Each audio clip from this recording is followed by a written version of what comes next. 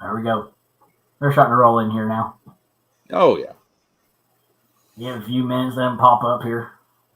Yeah, I did have did you see that little video I put up of the little gift card I got from Papa T? No, I am very behind on my YouTube, and you just reminded me, by the way. I'm a month behind in my watching. 15 seconds long. Over 1,100 views. In Those 48 hours. shorts are getting to be a big 40, deal. In 48 hours, actually in 24 hours, yep. I already had over 1,000 in 24 hours. The little shorts are getting to be a big thing. I need to step my game up on the whole shorts. In fact, I wouldn't be hard to step my game up because I don't do them at all. Yeah. So, yeah, oh, yeah. I need to do something. The only problem that we're running into is copyrights on some of these. If you don't use YouTube Shorts, everything else outside of YouTube is copyrighted. So okay. That's my 3 that I've done so far. I have a copyright infringement on it. For music? Yeah.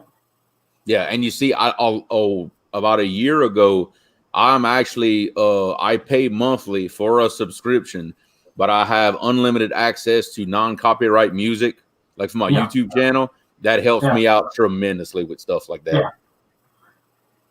Because the weird thing is the music that I'm using is the same music that TikTok people use that they publish to YouTube. So how are they getting away with copyright on TikTok that they're not on this other app that I'm using? And it's the same music, same clip. I don't know. I'll be honest. I don't know how all that stuff works. Yeah. If I had to do one, I'm going to go on my website, get my own music, and that way I don't have to worry about it. Yeah. Oh yeah. It's to me, it's just like I'm trying to stay in what I'm supposed to do, but we got a few people in here. Oh, here they go. Here. That jumped from 3 to 11 people. What's going on, everybody? What's happening? What's going on, Lane? Yep. We got 11 people in here now. Let's go through the chat and see who all is here. We've got Avid Fisherman, always the very first one. Always. Avid. Yeah, baby. Andrew D. We got Central that is my brother. Andrew is? Yep. Andrew's my brother. All right, cool. There's Gabe. Yep, that's my son. Yep, and Dale Hayslip's on there. We got Paul Meadow. Mr. Kevin's in the house. What's happening? Yep, there's James Kirkpatrick. Ethan Warren, that's my neighbor right across the street. Sunfish is in the house. Greenwell, Big Mike. There's your competitor right there, Mr. Brian B. Yeah, baby.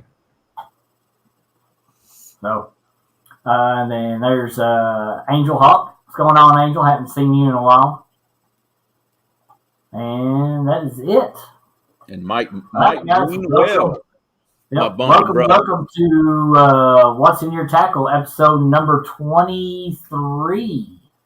So we have 23 episodes of this so far. Wow. So, yep. So, basically, we've got Mr. Creole Catfishing, Mr. Jeremy Dufour in the house. We're going to kind of go over some tackle and just all kinds of stuff that we're going to talk about, tools and stuff that we need for fishing and what he needs to beat Brian B. all I need to do is show up. Yep. I love you, Brian, but I'm going to talk some smack. I hope you do the same. I'll love it. We might bring in a Brian B later on. We'll see. I might send him a link and bring him on. Let's do some smack talking later on. We've got no time limit tonight. If everybody have seen that Mr. Roger from Muskrat is off having fun, listening to music tonight. So we're just going to be shooting the breeze today, boys and ladies. There's Sean from Catfish Heroes. So Brian B, I got the keys to the bus. Yeah, we're going to see about that. Well, J-Dog thought that too. Hey, let me tell you something. I feel sorry for anybody else that J Dog decides to call out. Yes. He is the real deal. Like it took me having one of the best days I've ever had to put him down. I mean Yeah. that is, if I would have done People don't any realize, less than what I did, I wouldn't have got him. people don't realize J Dog is really, really good at fishing. Yes, That's the reason why absolutely. people underestimate. He don't put the videos out to show how good he actually is. You see him, and I've seen him. He's sending me pictures, personal Yep, pictures of how I good see he's him been too. doing. And I see him it's too. amazing of how good of a fisherman he is. Yeah, and to do it on a river that's apparently very difficult to fish, because I mean the Ohio River has just been ravaged by commercial fishermen. Everybody has problems when they're, when they're trying to fish it. So for him to be on the Ohio and he was ahead of me for probably 50% of the competition. Yeah. That's unreal. Yeah, I was watching it, and I was like, man, he got ahead of you, and I'm like, I was like, he's pulling it out, he's gonna win, and then it was just fish after fish hitting bigger numbers. And it's a weird thing, but when the bite is on, our bite picks up as the day goes. Most of my biggest fish, I've caught them in between 11 o'clock and 2 o'clock in the afternoon. Yep. I don't have to worry about my bite shutting down on me at 9, 10 o'clock in the morning like everybody else does. Mine gets better. Yeah. I think what is it? It's something with the water, and the current starts picking up a little bit more, pushing the bait starts running in it. I don't know what it is. I don't know. All I know is everybody who fishes here, even the old men that have been doing this all their lives, they've always told me that, like, to go catch big catfish, they don't leave their house till 8 o'clock in the morning. They don't go out early because it doesn't pay. All I know is the offshore fishing is very much like that. And I'm not that far from the Gulf, so maybe that's got something to do with it. I don't know. I'll be honest. Okay. I don't know. Yeah, that's something to probably just to research a little bit more, I guess, is just to figure out why in those areas the bite turns on when everybody else's turns off. What causes? Is it bait runs? Is it current picks up, or what? Or is just somehow? I don't know. I've never been able to put anything down on it. Now I'll correct myself a little.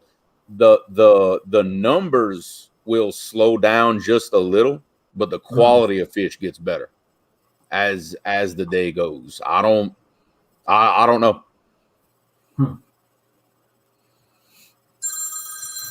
Yeah, I was just hit my mind. I wonder if it has anything. Anybody can correct me on it. I know the equator has a lot to do with a lot of different things happening at a certain time, and you're so closer to it. I wonder if, because we're so farther north of it, if the bite is different for us because of that, if the equator causes that to change. I don't know, because there's people in Alabama that are probably right about the same, same point of latitude that I am, that they have an early morning bite and it shuts down later. It's like in South Louisiana, it's like that. I cannot tell you. I don't know why. All I know is that that's how it is, and we take full advantage of it. Oh yeah, absolutely. Sean says we live in a hello. Hey. I'm live on YouTube right now. Okay, I got Caleb at the house. I know. I had an important question. Okay, well, hang on. Give me just a second. Hang on a second. Excuse me, Kelly, just for a second. That's fine. I can mute you. Gotcha. Yeah.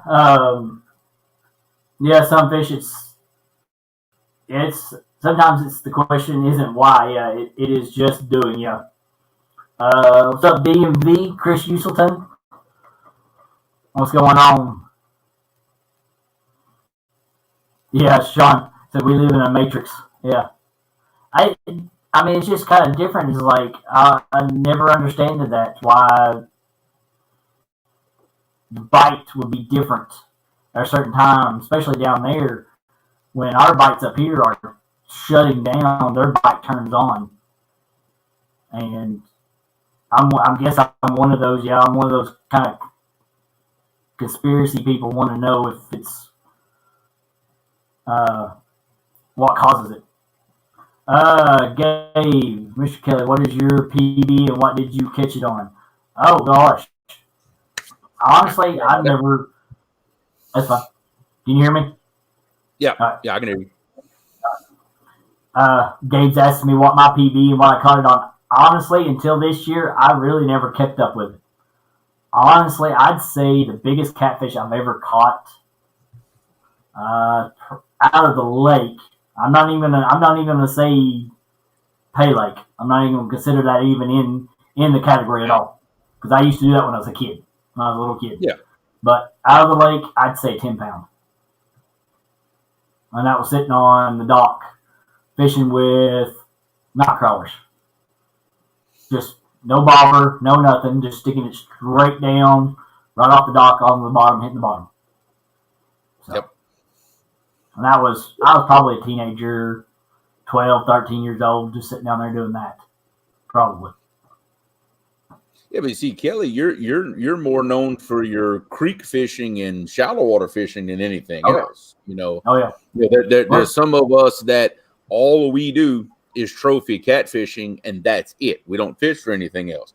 You, on the other hand, you fish for what, 24 different species throughout the year. Yeah. You know, and throw a catfish here and there. Yeah. Yeah, exactly. Yeah, you're not primarily a catfisher like some of us are. You know. No. I never grew up catfishing. I always grew up in the creeks. Yeah. Yeah. But I did find out that we do have good flatheads in the lake. Because if you saw Thursday's live, we did catch that 3 pound flathead. Okay. Thursday. There you go. That opens up some potential.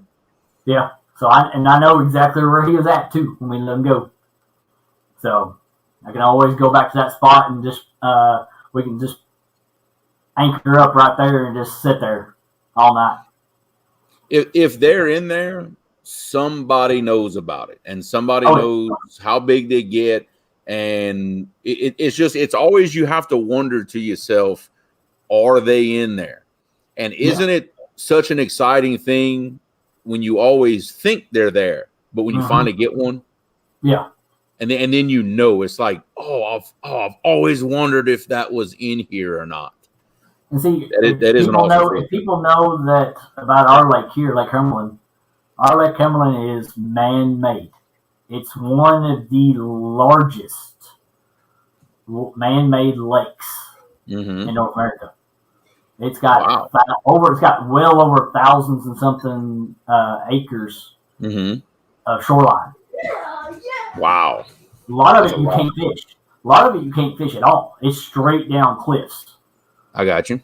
But we also had a big time commercial fishing here. So they wiped out a lot of our population of catfish and other species except for bass. That's what our lake is known for now. Bass and striper and things like that. So it's rare that somebody will come out with a lot of catfish. But then again, there's spots. But I mean, there's spots on our lake that are 100 feet deep. Wow. So we really don't know what's down there, honestly. I mean, there's rumors. It's been since I was a kid. There's been rumors that says there's catfish down there that will be the record of the whole entire United States. Will beat every record. Guaranteed. I think every big body of water, and for sure every dam in the country, has got a story about like divers that went down and saw these massive fish and everything else. And I'm a see it to believe it kind of guy. That's how I am. But let me tell you, if I was down there in a diving suit and a 150-pound catfish came face to face with me like this, I would probably think it was the size of a Volkswagen, because that's and that's the story that everybody tells. They know that there's a catfish in there the size of our Volkswagen. And the thing is, with us having 100 feet deep water, a Volkswagen-sized catfish can hide, and nobody will ever see them. That is true. That is true. You know, we've got spots. You know, basically right here where I fish, I've got a hydroelectric plant and 2 dams that pull water from the Mississippi and divert it into the Atchafalaya River. You know, to keep it from jumping its channel. And there's stories that date back to the big floods about when they went down and inspected the dam after the flood of 73 to make sure it was okay. That's when they saw these massive fish actually under the dam in the scour holes in the pilings. Yeah. What's going on, Fish Smack? There's Ryan Bortz. Some fish says multi-species fishing is underrated. It is, honestly, it is. Multi-species is, because you got bass fishermen, you've got catfish, and you got people that go after striper and things like that. But actually, somebody that actually does multiple species, you don't very see very many of them. There's Justin Fishing Fetish. Say hi to Gabby for us. I was trying to text you. There's Greenwell. Maurice. And Lyle from Catfish Weekly. What's going on, sir? What's going on, Lyle? Will cats hang out that deep? Fish Mac, I guarantee they will. Talk about our 100 feet deep waters. I'd say cats will hang that low, as long as it ain't got that freeze level that low, or it could be even better for them below that freeze level. If that freeze level is a certain temperature, the bigger ones may stay under it.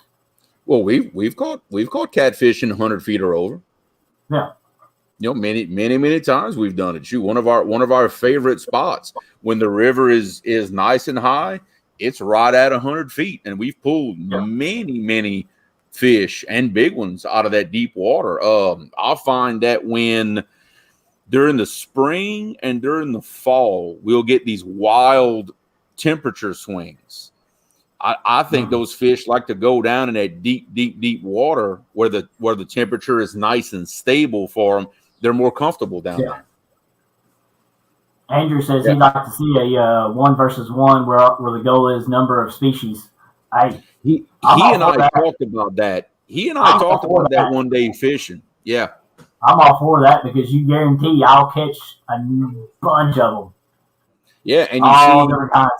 And the reason we brought that, the reason he and I were talking about in the boat one day we were fishing, because right there where we were fishing, we've got 3 species of catfish. We've got the slicker, we've got moon eye, we've got the hybrid stripers, we've got the drum, we've got everything, 3 different kinds of gar, all right there around the boat at that time. Yeah. Andrew says his PB was about that deep. He said he pulled his PB out of that deep. That's pretty cool. Yeah, Ryan Bortz. Yeah, thermocline. That's what I was looking for. That thermocline. Yeah. But yeah, that thermocline could be. Thing I don't know how to deal with is a thermocline because I have lake fished for brim, sac-a-lay, a little bit of bass here and there. I have never fished in a lake for a catfish in my life. So we've got thermocline here on our lake because when we were pulling that flathead out. We were in, I think it was 30 feet deep. That thermocline was at 28. Oh, wow. So that flathead was right above it. Yep, he was hanging out right above it. But then again, if we went out to the deeper part, it was probably 60, 70 feet. That thermocline could have stopped at 10 feet below that, and then it'd been a different kind of water underneath of it. Yeah, and thermocline don't go all the way down. And just because the thermocline is at 30 feet in that one place in the lake does not mean it's 30 feet over the entire body of water. No. That doesn't mean that. It could be in pockets. It could be, scattered out everywhere. Because we've seen it on the sonar doing other types of fishing. A lot of the lakes we have here are actually extremely shallow. Very, very, very shallow lakes we have. You know, the little lake I grew up fishing on, you'd be hard pressed to find a 10-foot hole in there. Most of it, I could probably walk across it. Yeah. So it's always an issue. Looks like Rob 206 is in the house. I missed you. My son's reminding me about the bull sharks that we have in I our. saw that. He said, "Don't forget the bull sharks." Yep. We're gonna catch one of these days. I know it's gonna happen.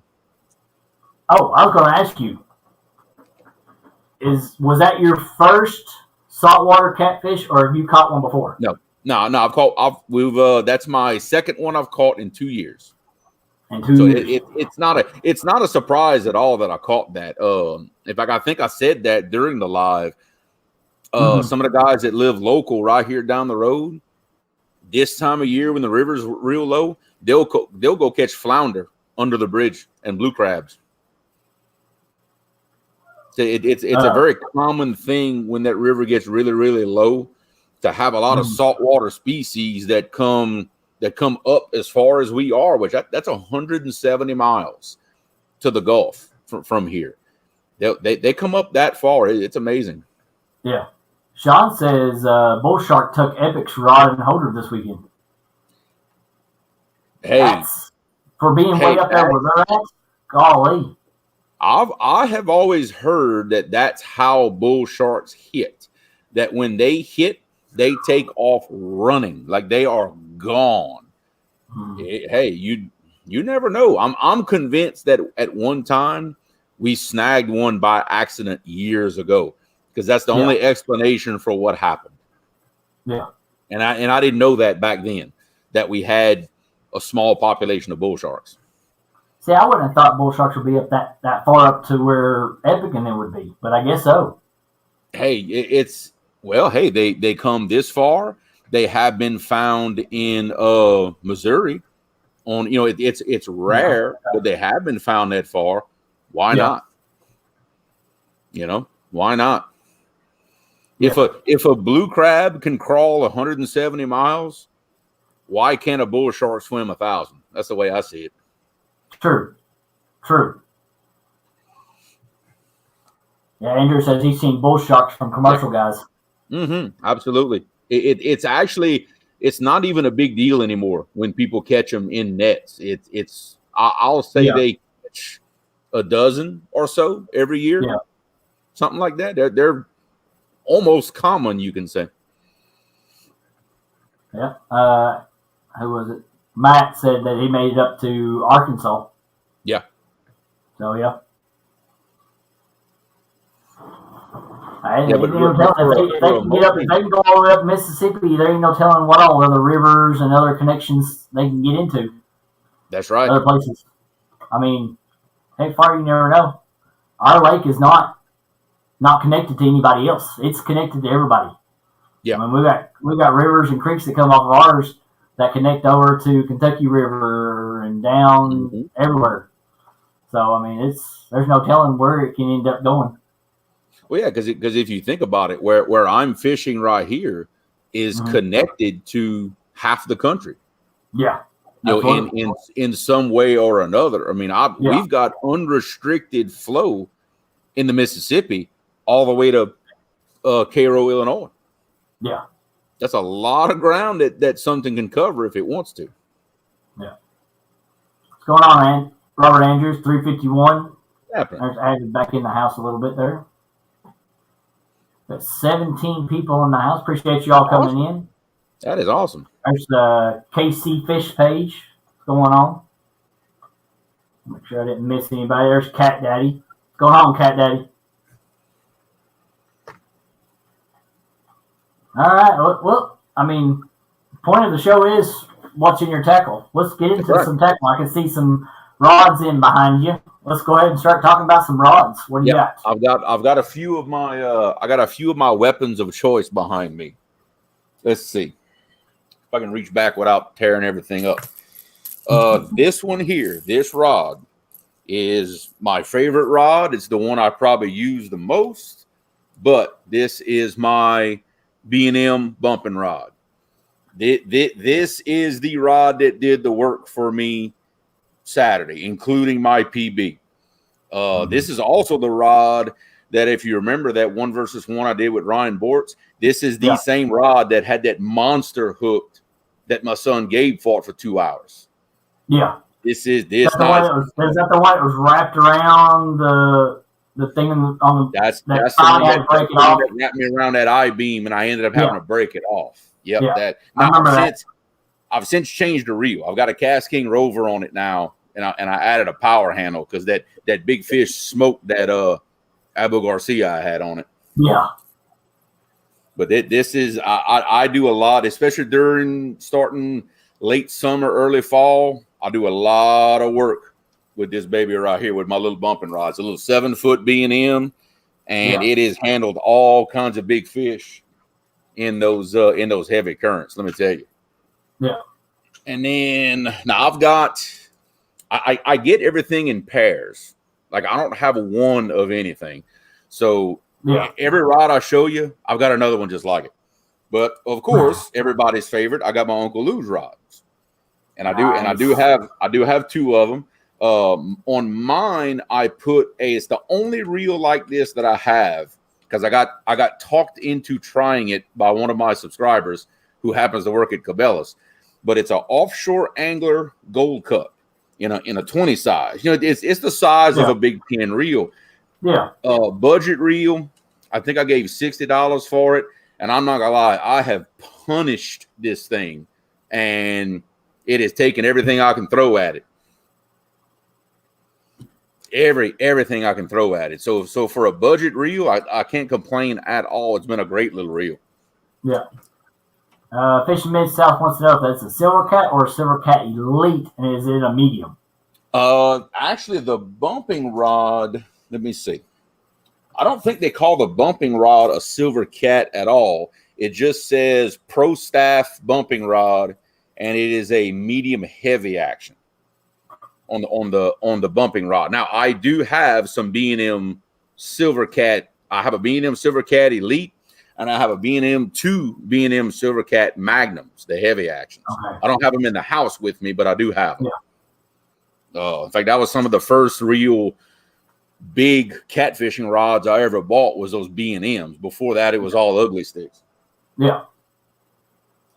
And then these 2, well, I say these 2, I'm going to show you one. This one is my pride and joy. Not only is it I feel the heavy duty rod that I have, but these were actually sent to me, both of them, by Uncle Lou, and I'm forever grateful for him. But these are my Big Cat Fever heavy action rods. 7.5-foot cork handle, and we have some Pin Squall 20s on them with 50-pound Andy Monster on them. Nice. In fact, this is the rod that got pulled out the boat Saturday, and we got it back. This is that rod. That's okay. That's somebody was asking, where's the rod that went bye-bye. This is the one. This is the one. In fact, I'm going to take the cover off the reel here after we go off the show, and I'm going to look at it and probably re-oil it and everything, because this reel was underwater for probably 5-7 minutes, getting drug around the mud. So I'm going to check it out, make sure it's okay. But this is it right here. That's the combo that I almost lost. Oh, and then last but not least, again, I have a pair of these identical, everybody's favorite Muddy River Catfish and Blue Cat rods. I got a pair. My wife actually bought me these last year, and I put each of them have a Pin Warfare 20 size on them. One of my favorite reels for the money is that Pin Warfare. And every reel you see that has that yellow mono, that is Suffix premium mono, 40 pound. Gotcha. That's I can tell you're more of a caster than a spinner, right? I used to have a few spinning reels, but I've been throwing bait casters all my life. So naturally, I'm gonna go to bait casting reels. A, for the line capacity, and B, for the drag system on those bait casters. Okay. So I was going to ask you, so what made you choose that bait caster, but yeah, that's the two reasons I'll always go with a bait caster. That's my main two reasons, and just in my personal opinion, and from what I've seen over the years, a bait caster will take the abuse. Yeah.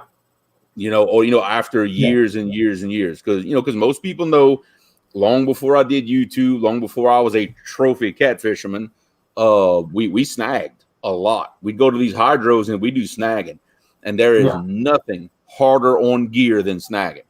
If you want to find out how good something is, go snag some big spoonbill.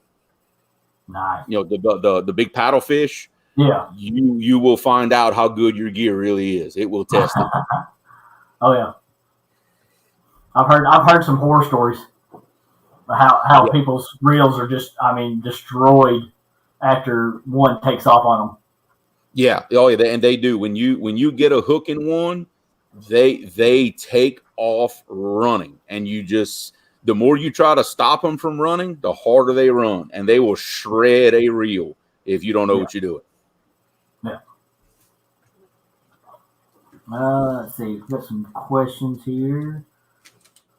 Mid-South has a question for you. Gummy bears. One brand and action of rod. Ooh, that's a good question. I like that one. Yeah, that's a tough question because I fished so many different conditions in that river. I would have to say I'm gonna call it a tie. I haven't had my Uncle Lou's rods for a long time yet.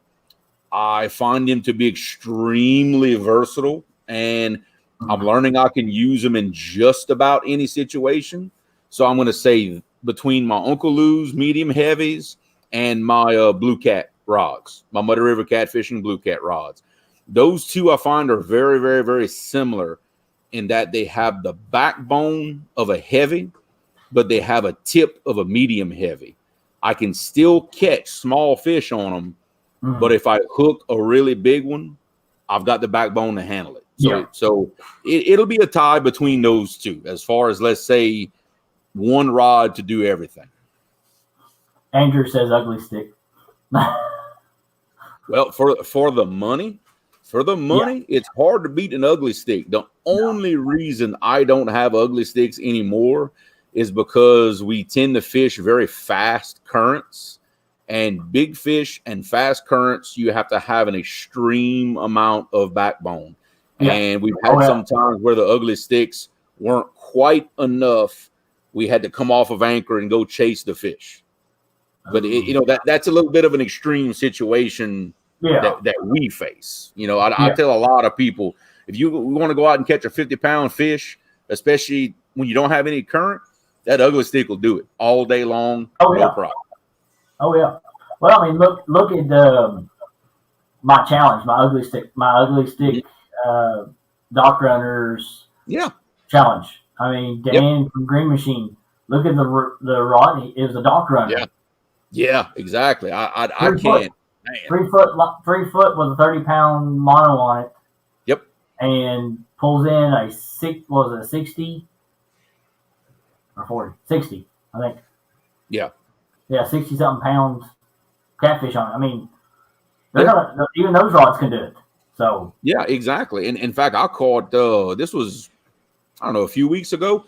I keep my ugly stick dock runner in my work truck at all times. I was playing around one day at that same hydro and just kind of fishing around to see if they had some bait, and I hooked a massive drum. I mean, a big freshwater drum. I guarantee he was 12 pounds. And in that heavy current, that was one heck of a fight. I had fun. Yeah. Sean with Catfish here says people don't understand the heavy current demands on a rod. Yeah, they don't. I do because I know you're fighting. You may have a 30-pound fish, but when you're fighting it in a current, that's a 60 or 70 plus fish. I can tell you for sure, in average current that we fish in is probably 3 miles an hour. 3.5 miles an hour. I can tell you that it will double the weight of that fish. Yeah. easy. It'll make a 30 seem like a 60. Really, really easy. Yeah. Oh yeah. And Freddie, all of my rods are 7.5 foot. My bumping rod is the only one that's 7 foot, but every other thing I have is 7.5. Yeah, he's saying it's a 7 foot. It's a small rod for you. That's what they had at Cabela's when I wanted a bumping rod, because I had broken the one I had. But I like that 7 foot bumping rod. It's that bumping rod doesn't have the backbone that the big ones do, so that shorter rod gives me a little more leverage to get those big fish up. I like it. I was skeptical at first when I bought it, not sure I had done the right thing, but I like that 7 footer. Yeah. Oh yeah. That's like with me. I use the I've got 4 of the big cat fevers. 8 foot. They're medium action, I think. Well, it's what my brother Tim had. It's what he was first using. He bought him some new ones, and instead of just letting them sit there and collect dust, he said he'd send them to me, so I got all of his. Yeah. That was what I was told, and how I ended up with these big cat fever heavy actions. We're talking to him on the phone one day. He said, "Look, I've got these. They are way, way, way too heavy for the way I fish." Yeah. He's like, "Dude, I'll send them to you." And I tried to pay him for them. He wouldn't have it. And here we go. And they do the job, especially in those big heavy currents. Those rods are some beasts. They do the job. What kind of hooks are you normally use? What size hooks, and what brand I you use right now? I'm using 2 different brand of hooks. I kind of don't have a preference either way, because they're both awesome hooks. They're made real similar. But this right here is what I call my big fish hook. Okay, and that is a 12/0 Dale's Tackle circle hook. Really, really heavy, thick wire. It's a really, really good hook, especially when I decide I'm going to use really big baits. This is kind of my go-to, is that 12/0 Dale's. The other brand hook that I just started using recently that I've really fell in love with is these 9/0 Boss Cat hooks, the ones that Daiichi makes. Yeah. I just started using these not long ago, and I really, really, really like them. In fact, this is the hook that caught at least half my fish Saturday, because that's what I had on my bumping rig. Was this 9/0 Boss Cat. But that's kind of my 2 go-to hooks for most everything I do. I do have some little 5/0 Eagle Claws when we want to go, like what I call dink fishing, purposely catching some small ones, like for us to bring home and eat and put in the freezer. Yeah. Matt wants to know what Eagle Claws are like needles. They are extremely sharp. Yeah. Matt wants to know what your go-to rig is for your rods. Well, I could probably show everybody better than I can tell you. Now, if I can do this without knocking everything down.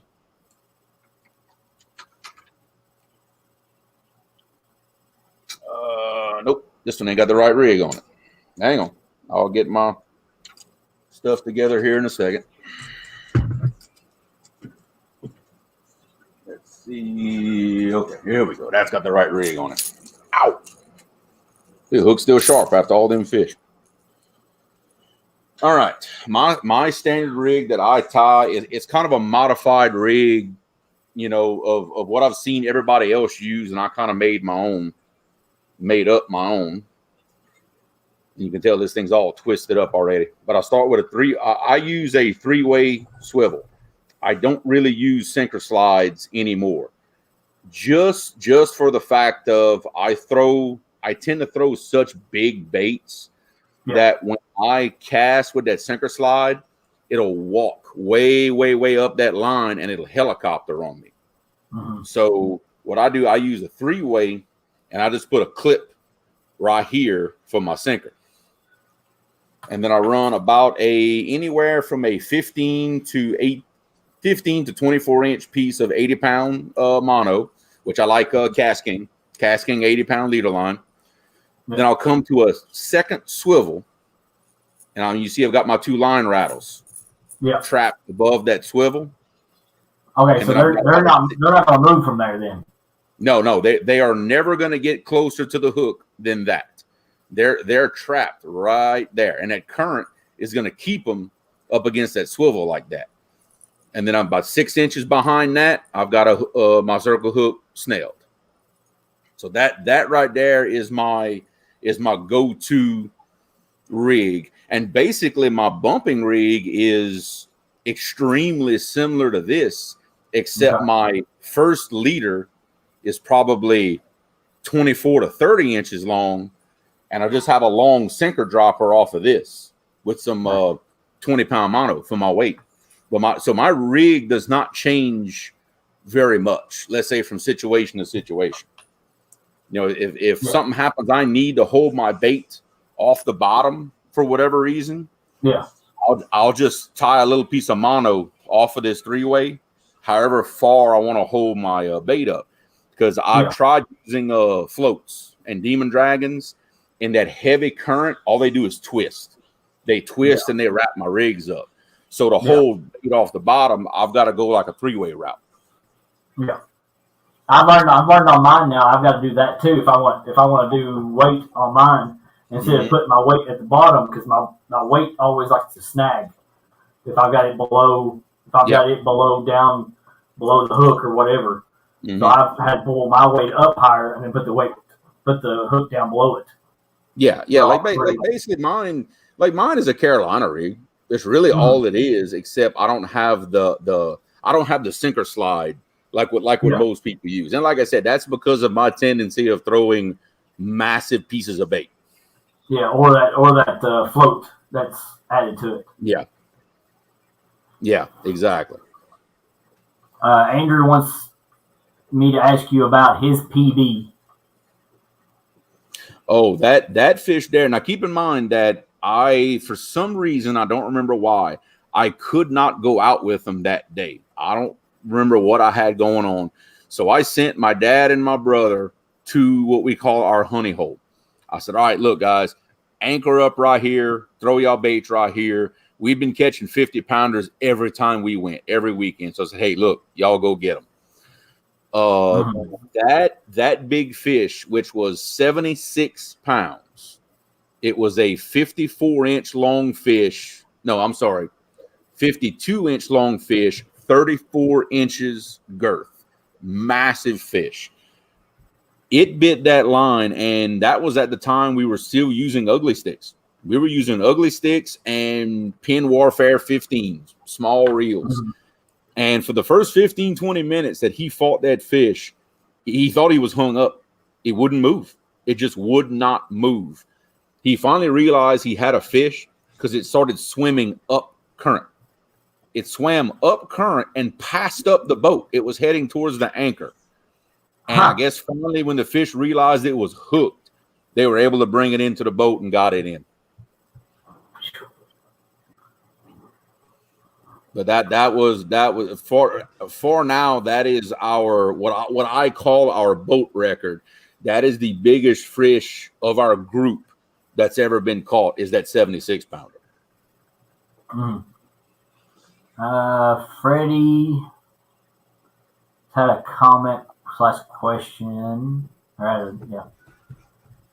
So he's learned that all his 10-foot heavy and mediums need to be swapped for shorter rods, especially if I'm drifting or dragging, right? I don't know. I mean, I'll be honest with you. I don't do hardly any dragging of baits or trolling. But I know if Roger wouldn't have a concert, boy, he could answer that question. He is an expert on that stuff. But I would guess and say not necessarily.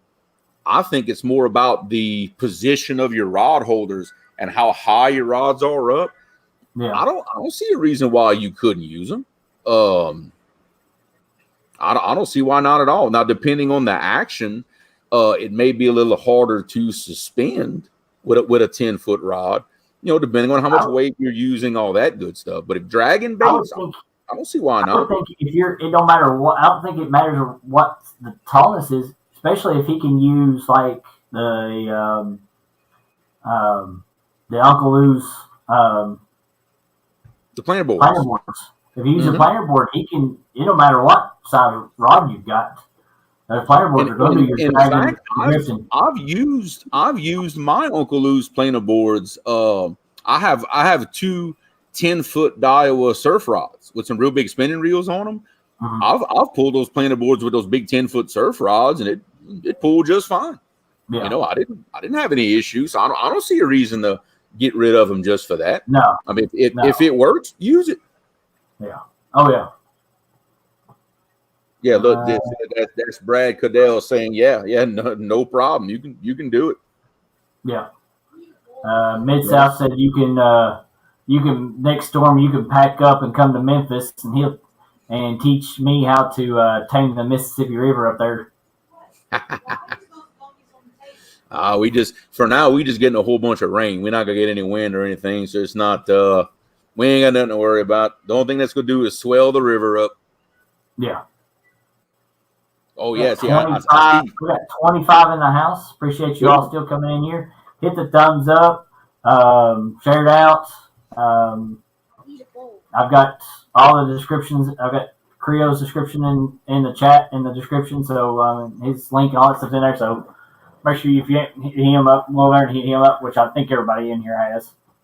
Pretty sure.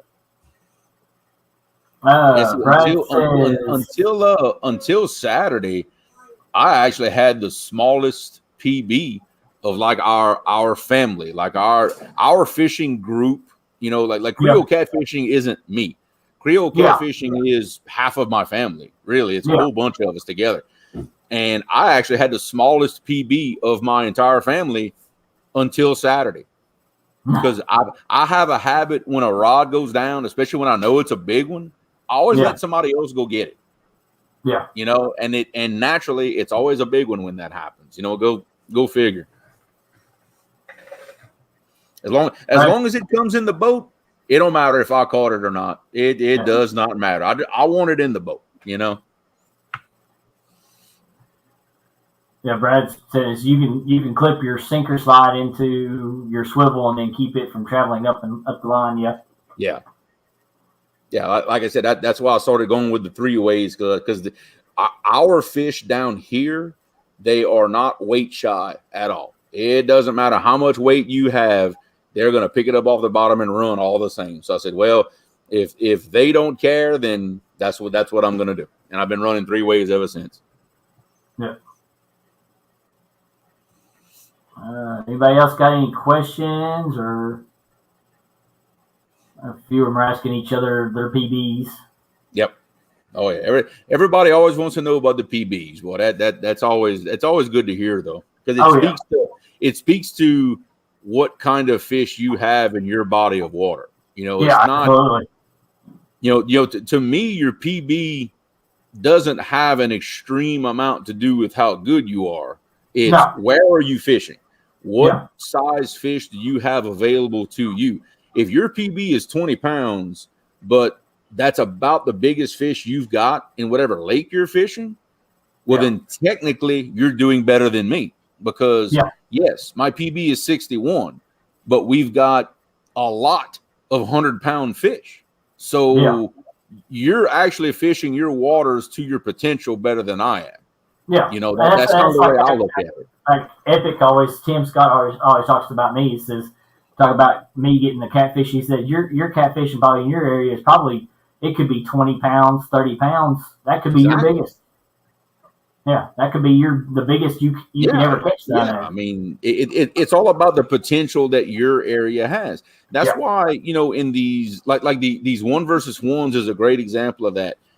I really think it's more about body of water against body of water than fishermen against fishermen. Because I've said for a long time, they got a lot of guys that hang out with us in the community that are a lot better fishermen than me.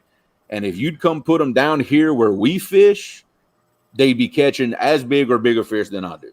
100% hands down. They probably want to sell their house and want to come move down here. And we were talking about one of them earlier. J-Dog. Mm-hmm. Yeah. Oh, you turn J-Dog loose down here for a week. Lord have mercy. Ain't no telling what he'd have in the boat. Oh, I know. Yeah. I mean, anybody, Roger, Yeah. Lyle, even Epic and them. Yep. I mean, turn them loose down there. There ain't no telling what they could pull up out of there.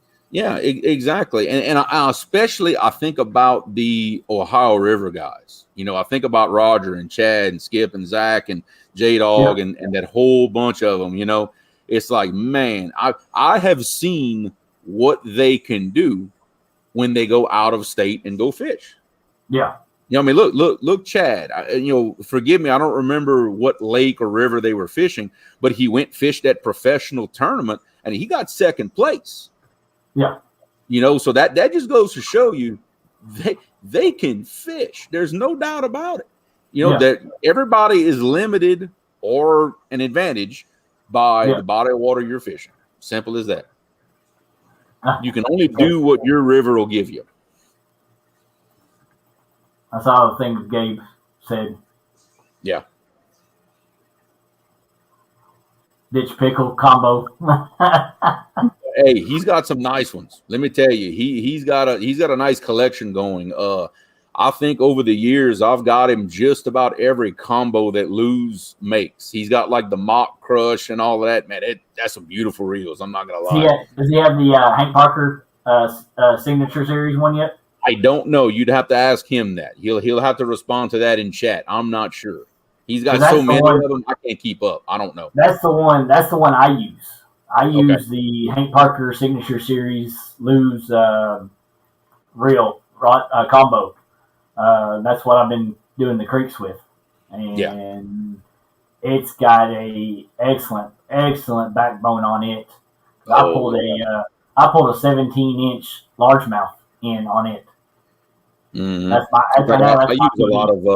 I use a lot of Luz stuff like for my bait fishing, actually, you know, for catching slicker and everything. In fact, Gabe on my little Luz spinning reel with 12-pound red Cajun on it caught a 40-pound blue when we were trying to dink fish. Yep. Brad, my biggest yellow cat is 40 pounds. That's my PB so far. I don't target them very much, unfortunately, and I'm trying to fix that. I'm trying to improve on that. I'm not good at all at fishing for them specifically. I need to up my game big time.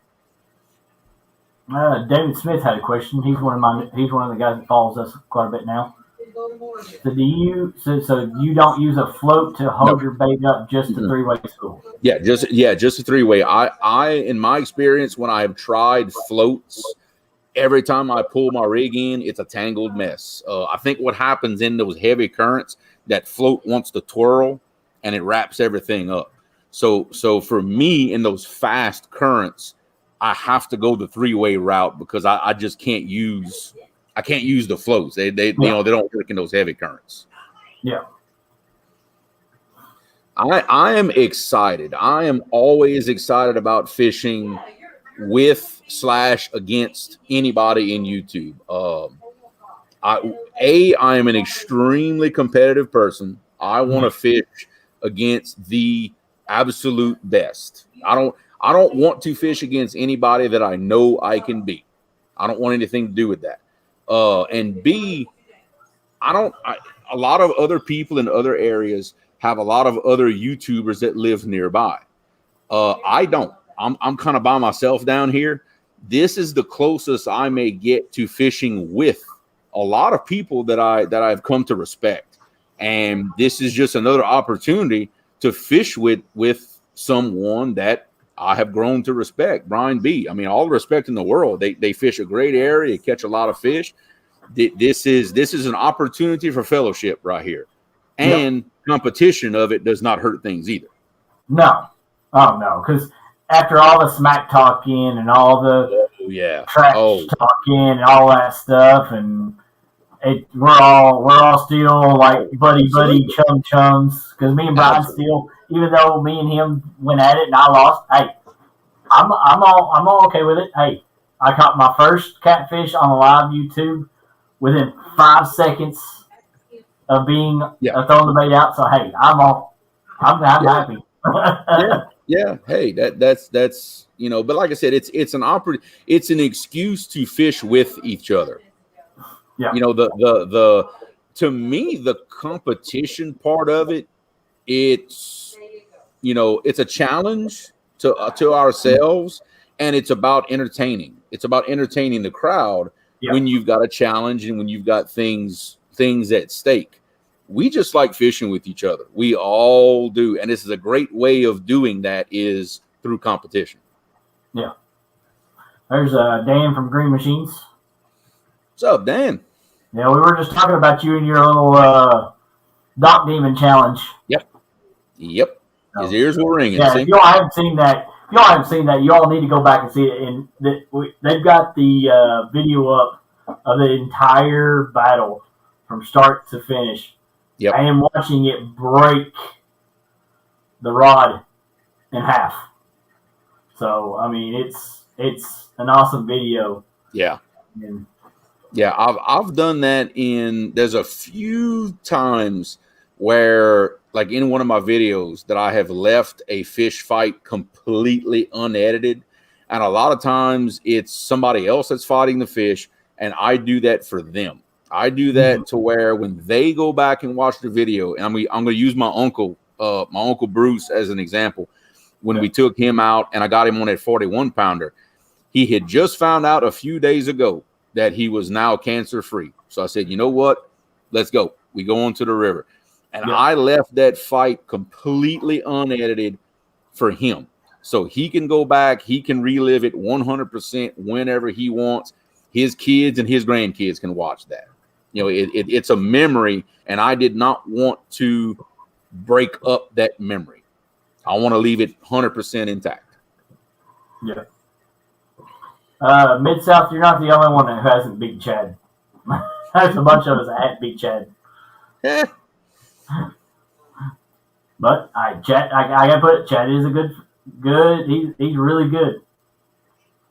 But D's better. I had to put that out there. D is a lot better. Oh man. What's going on, local 336? But speaking of Chad, that it's going to be interesting. He's got that couples tournament coming up. Yep. So that's going to be a good one. Yep. I got it. Me and my wife got to defend our title. Yep. I'm trying to talk in the wife from doing it. I don't think that's going to happen, but I'm trying. I'm trying. Now, is it the fishing part or the going live part that she's apprehensive about? It's fishing part. Oh, okay. Yeah. Yeah. Okay. Because for my wife, she's not into fishing at all. Ah, okay. See, from my wife, it was the going live part. You know, it took, and for me too. That was when I did the couples tournament last year. That was the first time that I had ever been fishing live. I was a nervous wreck the first half of the tournament. I had never done that before. Channel was extremely small. Nobody knew who we were. And it was very nerve-wracking for me at first. Now, obviously, I've gotten used to that, if you can't tell. I have a visitor. Come in. Yep. This is my little one. This is Sky. She's the one that shows up in chat every once in a while. What's going on? That's Creole. Well, you seen my son every now and then. He'll come. Yep. He'll come pop up behind me, say hi, and just he gone again. Yep. We got any other questions in here? Yeah, Justin, I had to train myself and my wife for the same reason. So I'm with you on that one. Yeah. Trust me, I'm with you. This one right here is not bad. She'll get in front of the camera. That ain't no problem. She's been wanting to get in front of it. It's just that we've been kind of pushing it off a little bit here and there. But. Yeah, I got you. Oh, Mid-South says, I hereby challenging Creole to a tournament yesterday. Yesterday. Well, look, I like Mike. He and I have had a lot of good conversations on the phone. He kept me company a lot when I used to drive back and forth to New Orleans every day. And look, always wanting to learn everything he possibly can. Yeah. He's going to end up doing big things once he gets all that knowledge together. I can promise you that. It will be there soon. I see it. Yeah. Let's see how yeah, Avid's in there saying hi to Sky. Let's see. Ace let's see if we can get a one-on-one going with Jeremy versus Gabe versus Andrew. Well, that's going to be interesting because I own all the gear. So, yeah, I guess the other Dad has some stuff. So if they want to borrow Dad's stuff and Dad's boat and everything else, hey, I'm down for it. Oh yeah. Yeah. I'll fish against anybody. It doesn't matter to me. I love it that much. You know, the live competition. Now I have no urge to do what I call a show up tournament. You know, like a true fishing tournament, like with the show up, weigh in, and all that stuff. Yeah. I have no desire to do that, and that confuses a lot of people. The live thing, I absolutely love it. And any opportunity I get that I think I can be involved in one, and if I think I'm not working, I'll do it. It doesn't matter how bad I get my butt beat. I'm doing it. Gabe says if we do bass fishing, I think I'll win. Oh yeah, I can probably count on both hands the number of bass I've caught in my life. So that would Yeah. There you go. Justin Fishing Fish, he said he'd challenge you, but he has to be on the same boat as you. Hey, you know what? You come on down, you get on the boat, I accept. You better believe it. There you go. Yep. Freddie wants to know, so how many rods do you use on the boat at a time? 4, 6, or 8? Most of the time it's 6. The only time I will use more or less depends on the situation I'm in, but my average is 6. There has been times I've went down to 4, either when I'm suspending, I'll use 4, or if I'm anchored in extremely heavy currents, I'll only use 4, because no matter what, no matter how much weight you use, that heavy current is going to throw all your rods in the center. All your lines are going to be right in the back of the boat. So fishing with 6 would just tangle up everything. Yeah. But normally on average, I've got a 6 rod set up, 75% of the time. Yeah. Andrew, looks like Andrew threw out to Justin that Andrew could take Justin out on Dad's boat. Brad says whatever Gabe needs, we know he will get it. If not, we will send it to him. Oh yeah, from Brad. And then Gabe has more gear than I do. I can tell you now. It might not be Catfish gear, but Gabe has more gear than I do. I promise you. Avid says, Creole, why do you think that you can get me on your boat? Because I've got a really, really big, wide, stable boat. It is like being on a barge, literally. In fact, that's what my wife calls it, is the barge. And I think if you get on that big, stable boat, even in them waves, I think you'd be just fine. That's why. Yeah, and because you love me. He refuses to get on a boat, no matter what it is. Because you love me, Avid. That's why you're going to do it one day. Because you love me. Oh, here you go. Lee Evans, what's going on, my Kentucky brother? Says during the fall, the warm surface water begins to cool. As water cools, it becomes more dense because it causes it to sink. This dense water forces the water and to rise, turning over the lake. I know exactly what he's talking about. They call that a turnover. That happens a lot more in lakes than it does in rivers. In rivers, everything just kind of blends together because of the current. But in lakes, that turnover that he's talking about, it could mess up some fishing big time. Yeah. Yeah, I learned about that in school. Did you learn that in school? Cool. Yeah, but I do know exactly what he's talking about, is that turnover period. Yeah. Yeah. And she's 9 years old and they've already learned that. in school already. Yeah, there you It's go. elementary school there for you. I mean, they're learning. They're learning. I mean, we always question what they're learning, but I mean, that's good information there from them learning. You're a smart man if you realize that your kids are smarter than you. Yeah, I can You guarantee got things that. figured out. Yeah, I can guarantee she's smarter than me. Yeah, I realized that long ago. Pretty much everybody's smarter than me. My kids, my wife, everybody's smarter than me. So, but I'm smart enough to admit that. See? Yes, That's right. Yeah. Avid, she's doing pretty good. She's probably bored, aren't you? Yeah. Yeah, she's bored. Yeah. Okay, Freddie says, okay, have you caught any gators fishing for cats? Not fishing for catfish, no. But back when I used to bass fish a little bit, yes, you would catch gators that way, especially topwater baits. Gators love topwater baits. Hooked many of them attempting to do that. Yeah. There's nothing a 4-foot gator loves more than a topwater frog. Yeah. Oh yeah. They will run those things down like crazy. Yeah. Yeah, Justin, I had to beg it different. I don't think you're smarter than a dog. He says I might be smarter than a dog, but that's still a toss-up. Depends on what kind of dog. Yes. Depends on the dog. True. Poor Joe. But we're talking about tackling stuff. What is something that you usually bring in with your? We're talking about tools and stuff like that. I know a lot of people talk about bringing tools in with their stuff.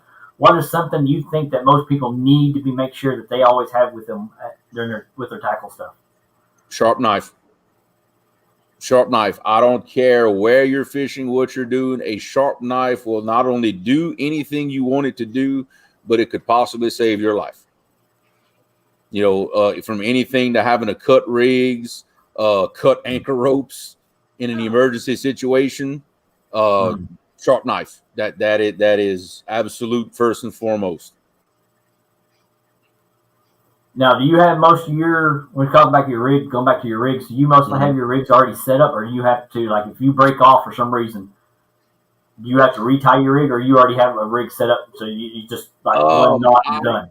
I'll be honest, I don't, the only time I will pre-tie rigs is my bumping rigs, because when we're bumping, we're in very fast current. I can't just, let's say, sit there and tie a rig, because I have to have control of that boat 100% of the time. Yeah.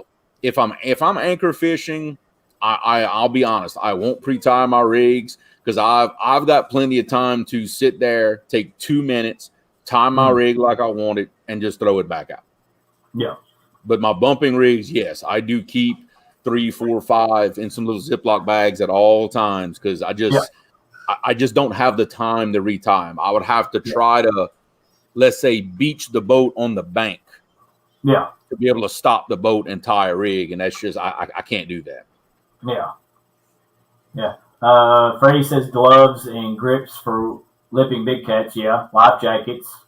Yeah, I'm like at a 25-pound or so line with that. You know, 25 up to 30 pounds. You'll see me get out my gloves for something like that. I won't fish grip those big fish. Yeah, I think when we saw you grip that big one, you put your gloves on for that one. Oh yeah. I had probably, I don't know, I'll say 3 or 4 of them throughout the tournament. I went ahead and I had my gloves on. Yeah. Yep. When you see me put both gloves on, then you know it's big. Yeah. Because that means I can't pick them up with one arm. Then they getting big. Yeah. That's one thing I don't have. I don't have any grips for the lips. But I mean, I don't think I'll ever need, and where I'm at, I don't think I'll ever get to the size that I'm going to need them. I will say this: fish grips to me are much more handy. Whether it's on the bank or on the deck of a boat, even a really big fish. Once I've got him on the deck of the boat, I will take my grips and grab his lip to keep that head under control while I'm pulling a hook out of it. Yeah. They are great for controlling the head of that fish and not get yourself stuck with a hook. True. Because now my hand, because if you just grip the fish and you're trying to unhook it, one of these days you're going to end up with a hook in the palm of your hand. It's going to happen. Yeah, exactly. Those fish grips keep your hand away from that hook. Yeah. You don't normally when I do a fish grip, but you can control it. Yeah. Normally, like if anything, I try to use. I always keep with me, and I always took to my bag is a pair of hemostats. Yep, I know exactly what you're talking locked into my bag at all times. Yep. That way, if that hook's deep, that hook is deep in their mouth, then I'll use it to push it out. Yeah, and I can lock it. I can lock it in onto that hook, so that way that hook doesn't slip out, and I can just push it out, and that hook's still sitting in that hemostat, and I can just toss it off to the side and deal with the fish. Yep. And in fact, I should have brought them in with me. They're out there in my boat, but I've got a pair of needle nose fish pliers. In fact, I got them from Dale's Tackle, but they have a little tooth on the end, like a little groove that when you close them, now it's a closed jaw. You can pull as hard as you want. That hook won't pull out of the pliers. It comes in very handy for pulling hooks out. Yeah. Yeah, David, we've kind of already went over that, how he ties his bumping rigs and his anchor rigs. We can go back over it if you want to. Oh yeah, look, I mean, the only difference is that the first piece, my overall leader is much longer. It's probably 3 feet, whereas my normal anchoring rig is maybe 18 inches, and I just have a long sinker dropper that's, say, 2/3 of the length of the leader line. That's the only difference between that and my bumping rig, and the braid that's tied on it on the main line. I'm a mono guy, except for bumping. That braid is essential for bumping. There's just no way around it. That's the only time I'll use braid, though. Yeah, up here we can't. It's hard for us to use braid. Now we can use it on the lake, but when it comes to creek fishing, I'm fishing in rocks. I'm fishing in snags. So braid to me is useless. Yeah. I don't know. I've used. I mean, don't get me wrong. The braid that's on my bumping rod, that Suffix 832, it's probably the best braid they make, aside from just getting crazy with the price. But I can't imagine what it would cost me to spool all my reels in Suffix 832. Phew. No, because I know it cost me $30 to spool my bumping rod. I'm good. I'm good with that. Yeah. I would too. Yeah, I would too. For $40, I can buy 1,400 yards of that Suffix 40-pound mono. Yeah. So I'm a mono guy, and besides, we fish in rocks, trash, things like that. I love the way the mono does. I have not found a situation where the mono won't do what I want it to do, except bump. Yeah. Well, you don't have that. You don't have that the way it's supposed to. When you're pulling it, that mono doesn't want to do what it needs to do with pulling the line in and you just don't have this. You don't have the sensitivity with mono. With mono, you're never going to feel that, especially if you get in a situation where you're bumping in a real soft, mushy bottom. You're never going to feel it with mono. It's not going to happen. It's sometimes it's tough with that Suffix braid, much less with mono. So it's a necessity. That's all there is to it. Freddie wants to know, what size weights do you typically use? It seems like these days 6 ounce is kind of my go-to. I'll use 6 ounce if I'm fishing in almost no current, because I just like pinning it to the ground. I have used up to 12 and 14 in certain situations, heavy currents. I'm trying to suspend something like that, but in most situations, anywhere from 6 to 8 gets the job done for us. I use those coin-shaped no-roll sinkers, the ones that have the brass eyes in them, kind of look like a donut. And I have the molds. I pour my own. because they're getting way too expensive to buy these days. Oh, I know. I need to get some more, and it's just I'm trying to come up with the money to buy them. I'm like, oh my gosh. Yeah. And I see Brad's comment. Yes, I do use cannonballs for bump. Yeah, I do use the cannonballs for bump. I just got my molds not long ago for the cannonballs. I've been using bank stickers all this time to bump.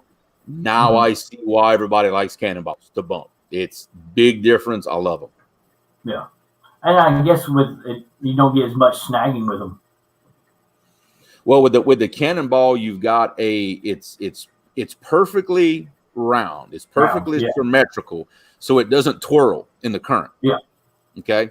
A flat sinker in current, it'll spin on you. And you don't want that if you're suspended or if you're bumping. You don't want that thing to start twisting on you because it'll twist your rig up. And plus, you've got a really big surface area with that cannonball sinker. Yeah. So you've got more area hitting the bottom, and you've got more feel than you do, let's say, a bank sinker. Okay. So definitely the way to go. I love them.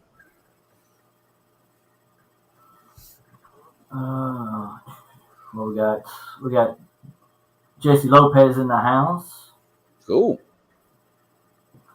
My child jumped back in the chat. Yeah. It's funny my wife is not trolling me in chat right now. Oh, okay. Well, okay. Yeah, she's like literally 15 feet from me right there in the living room. It's funny she's not trolling me in chat like she always does. Yeah. She's probably just waiting for me. If y'all need sinkers, definitely hit up Brad. I mean, I know he's busy right now making a bunch of orders right now, so. And I can tell you his prices are great because they got some guys around home trying to advertise that they're selling weights now. They are insane with their prices. Brad is like by far the best prices I've ever seen for weight. I can tell you that right now. And apparently he ships very fast.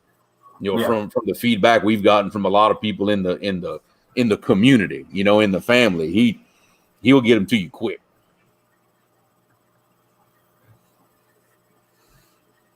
Oh, anchor type to match the bottom. Okay, that's what he's talking about.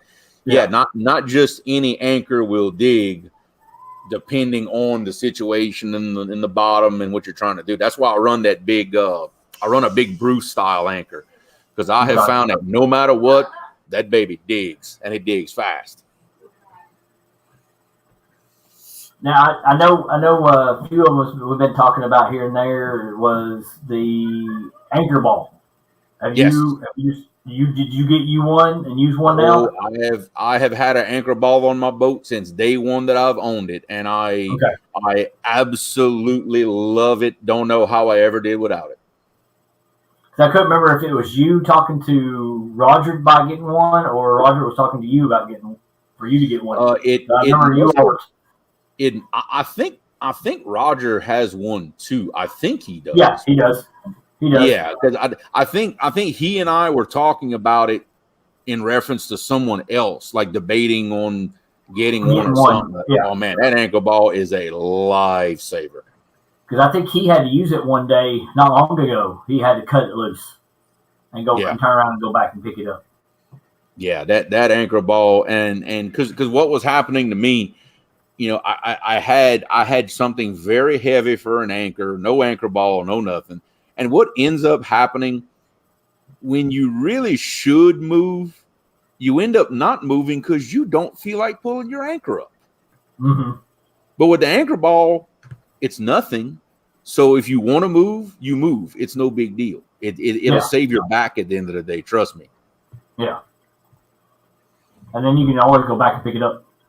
Yeah. The last anchor that I had before the setup I have now was a rear end gear out of a full size John Deere tractor that I guarantee you weighs 40 pounds. After that, I said, no, never again. Nope. We are doing this the right way.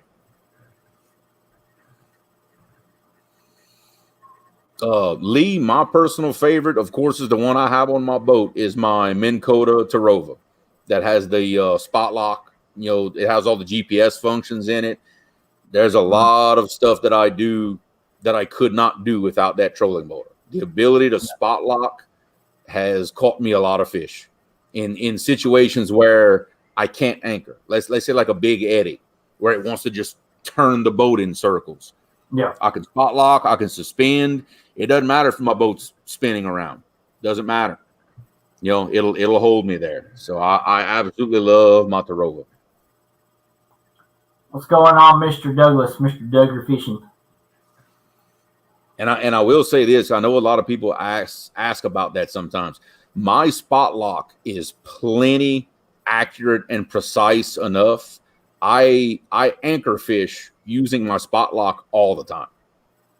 Like it holds its position plenty tight enough to be able to anchor fish. Like I don't have problems with it moving around back and forth or anything. It holds a really tight position. Yeah. Matt, I'm guessing you got the information on what an anchor ball is. Yeah. Yeah. See what there it is. He said, thanks, Sean. Said that's what I thought. Yeah. Okay. Yeah, definitely. Yeah. I see a request from Brandon if I can do a little video like of me actually using my anchor ball. Oh yeah, definitely. I can definitely do that. If you want to see there's a couple of really good videos out there already on how to use them. Chris Souders has, I want to say, multiple videos on his channel on exactly how to use an anchor ball. Another one that I learned a lot from on how to anchor a boat, how to use an anchor ball, a lot of safety tips, is actually a saltwater channel. It's called Gale Force Twins.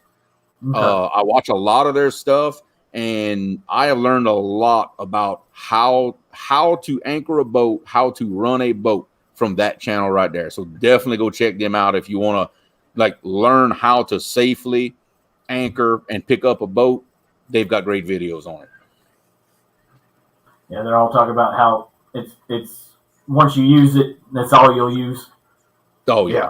Oh yeah. Once you get used to it and know how to do it, you'll never want to do anything else. Yeah. And everybody has a little different setup. I use the 4-inch stainless slip ring like they do in saltwater. Some guys have the it looks like a tube that you run the rope through and has the bolt in it. There's couple of different ways to do it. It's all about preference. I use the ring because I don't put my ball on my rope until I'm ready to pick up. Because what will happen, that current is so strong, it'll push the ball under the nose of my boat.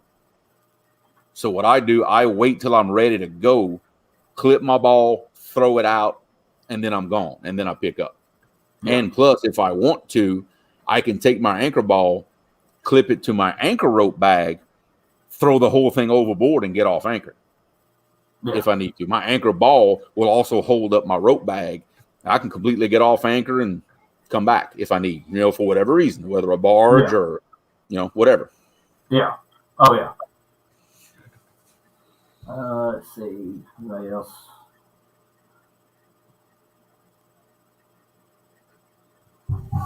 Whiskers. Yeah. Which one, Sean? What's Sean saying? Sean said, "You got me a new rod behind you." Sean's had his hands on every one of these when he was fishing with me. Chris from set up well. Yeah. That was actually the first time that I ever had a subscriber come fish with me. That was awesome. And Sean's such a cool guy. Man, we had fun. We're gonna have to make that a regular thing, I promise. We go have to improve on that PB of his. I've got plans starting, it'll be next year, but I've got plans after September next year. I'm going to do a lot more traveling. Oh, yeah. I think we've talked about it a little bit. We've got something cooking up on next year around September. So if it works out, you'll see me. You'll see me with a lot of other people. Put me on the list. Oh, I will. I'll have more time. Because That ain't if old. it works out, I'll be in West Virginia, North Carolina, South Carolina, Tennessee. I'll be everywhere. They've actually got a great spot, very very close to the area we've. In fact, it's connected to the area we fish, but it's got great spots to pitch tents. You can come bring a camper there, and there's zero current in that part of the river because it's an old oxbow lake that kind of got it used to be part of the river that they cut off and isolated it. It's like a lake. And man, you can kayak in there. They've got, largemouth, white bass, stripers, big gar come in there. You could have a time on a kayak in there. Oh yeah.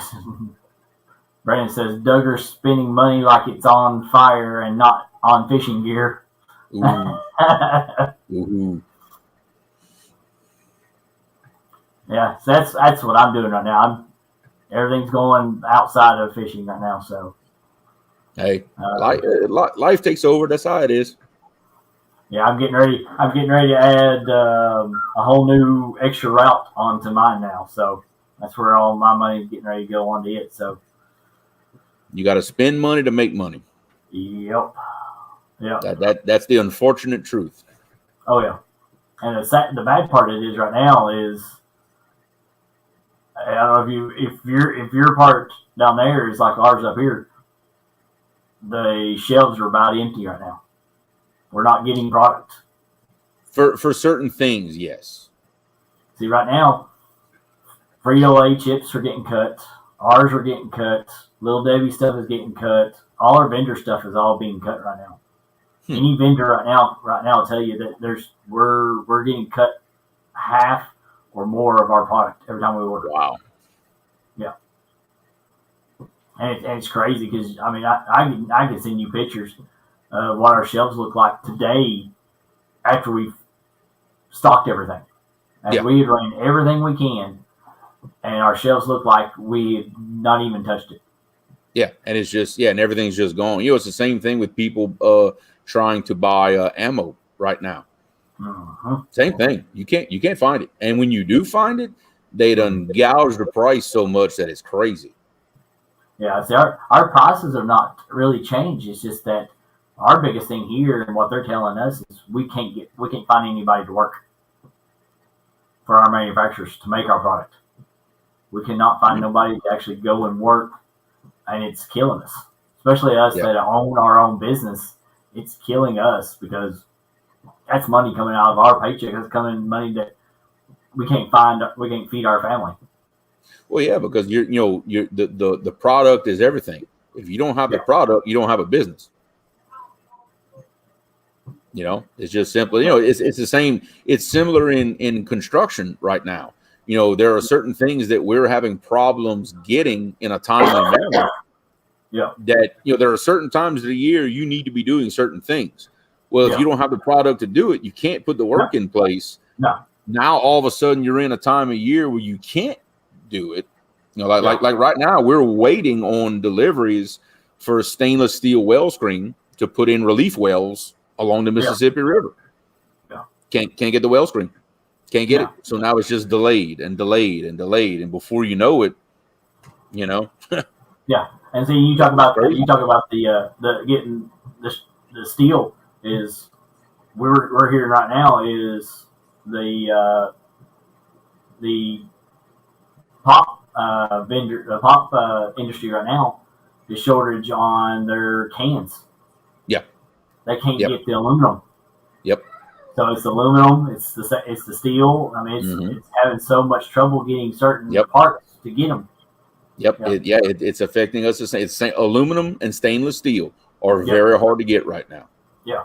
And a lot of the things we fool with, just aluminum and stainless steel. A lot of the products that we've got to put in the ground, and you just can't get them, or it takes forever, or when you can get them, the cost is through the roof.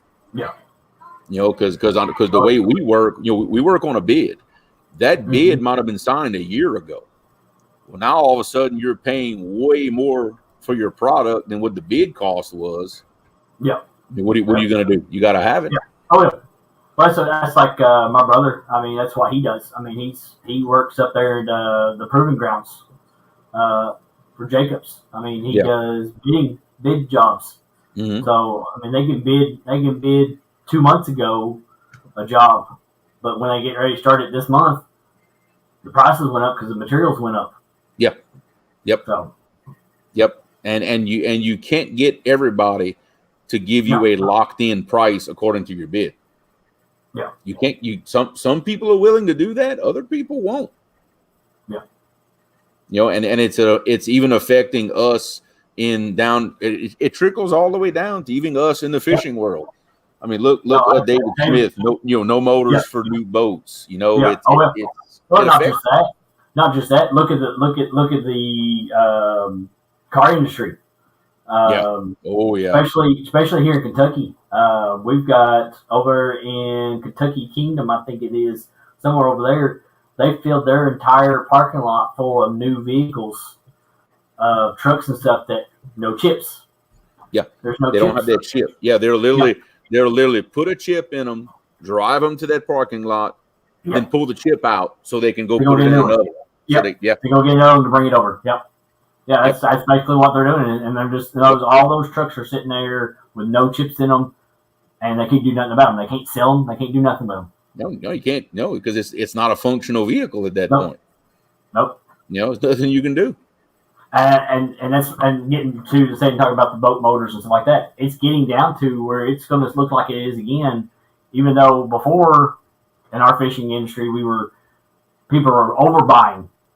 Yeah. And you look at the sporting goods area, and they wiped out of hooks and fishing line and rods and all that stuff. Well, now it ain't going to be that. It's going to be shortage because they can't make them. Yeah, and it's sort of a catch-22 because there's a shortage. The second something hits the shelf, you've got people that's going to buy everything they've got. Yeah. You know, I find ammo is like that especially. There's a lot of guys I know that I bet have 10 to 20,000 rounds of every caliber they own. It's like, why? But every time the store has some, they're the first ones to go run out and go buy them out. It's like, well, now nobody else has it. You know, it happens with fuel and necessities when the hurricanes come. Same thing. Everybody goes to the gas station and goes fill up 4 55-gallon drums because they think they need it, and that's it. You wipe out the supply at that point. Yeah. Oh yeah. And it's not just going to affect everything like that. It's, like I said, it's going to affect all the way down to just us too. That's all us fishermen. Years ago we may have never thought that we'd ever be affected by any of this. Yeah. Now we're starting to see it. Now we're starting to see it. Yeah. You realize that it all trickles down. Yeah. Sometimes it takes years, but it'll trickle down. Yeah. And you just gotta know how to prepare, know how to react to it. That's all. Yeah. Oh yeah.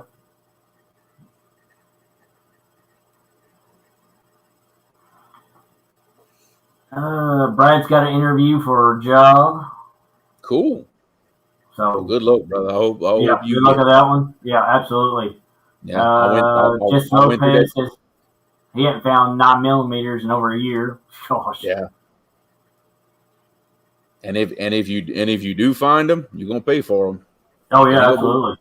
It ain't gonna be $20 a box anymore. I can promise you that. No. Hey, bud.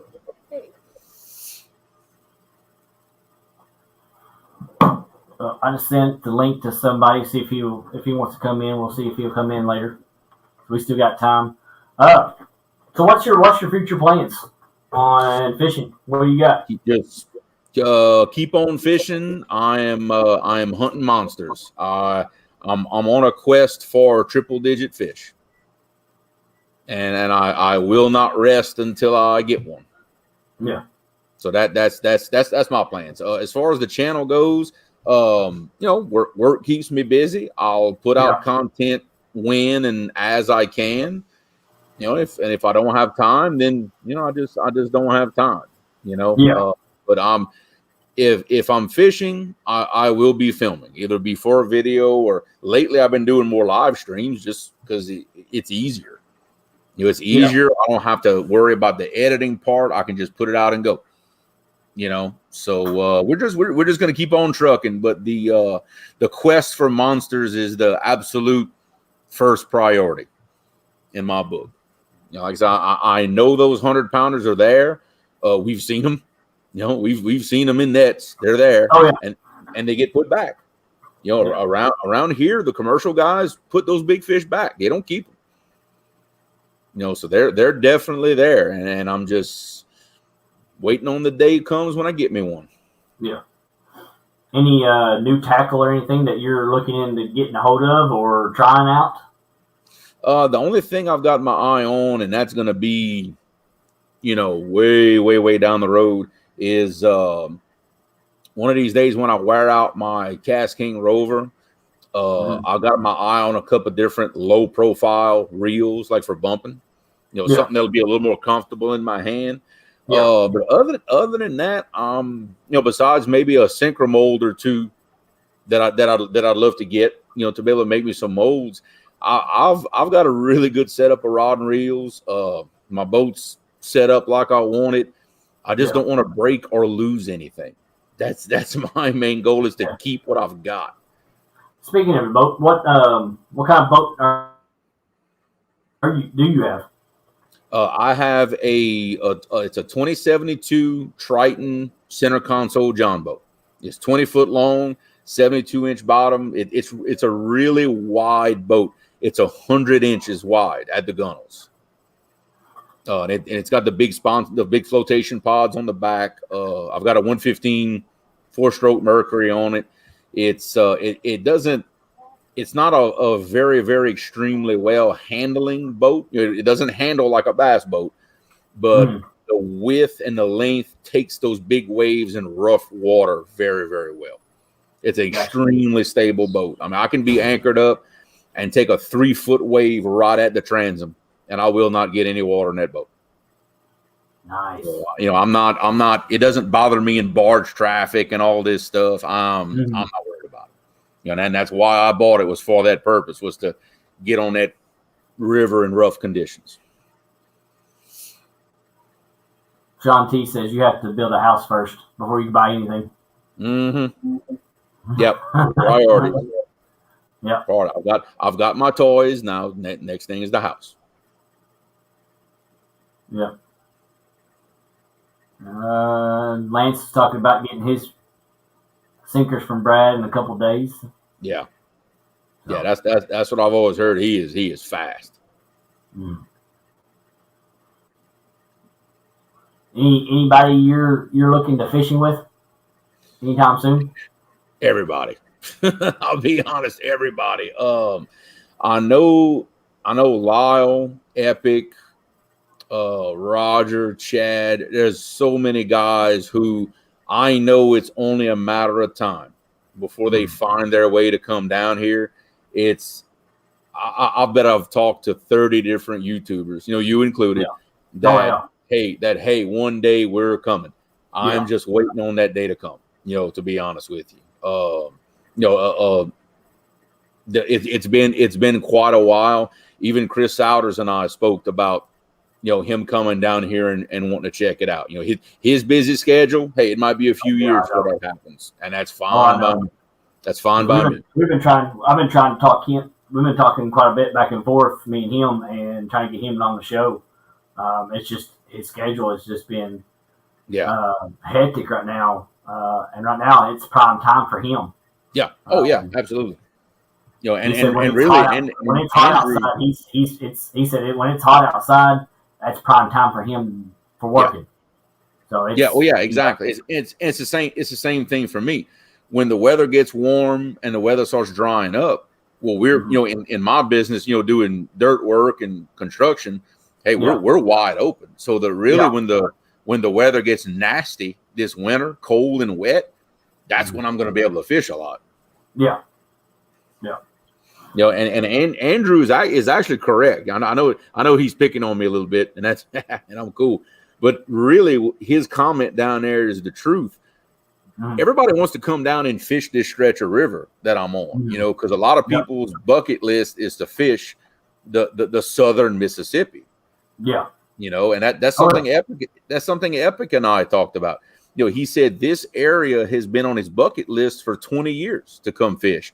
He just never could get to know anybody to give him a start in the area.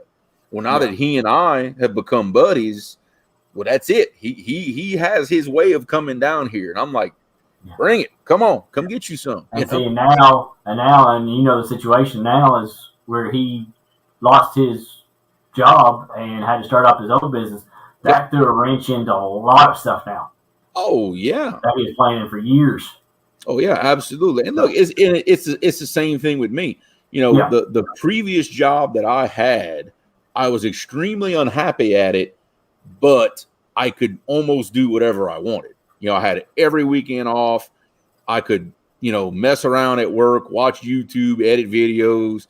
But when you're miserable, you're miserable. So I got out of that and started working for a place that I love the people, I love the work, I love everything about it.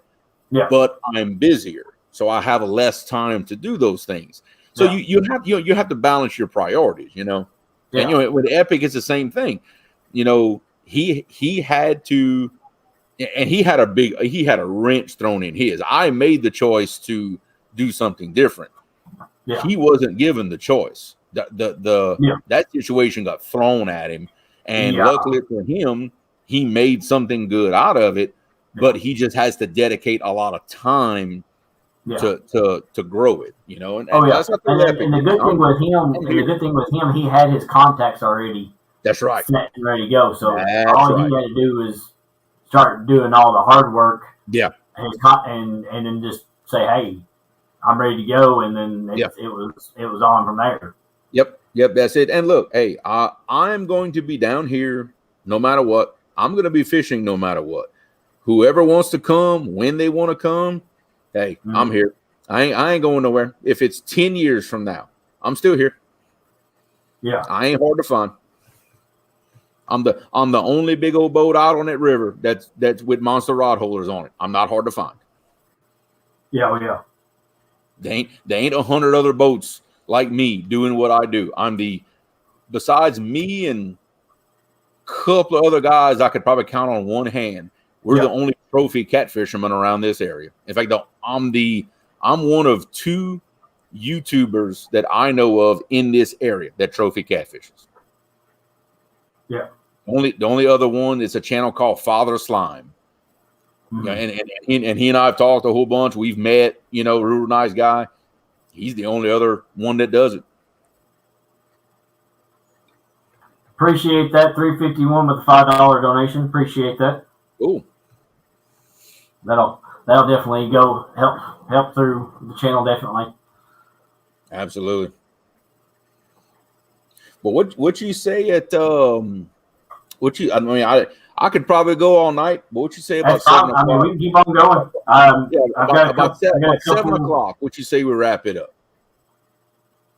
That's fine with me. We can. Yeah. That way we can do the family thing. Yeah. David Smith wants to know: are you getting a lot of rain? Yeah, right we're starting to. It's been raining. It's been raining all day today. I think it started raining here last night, and it's gonna rain.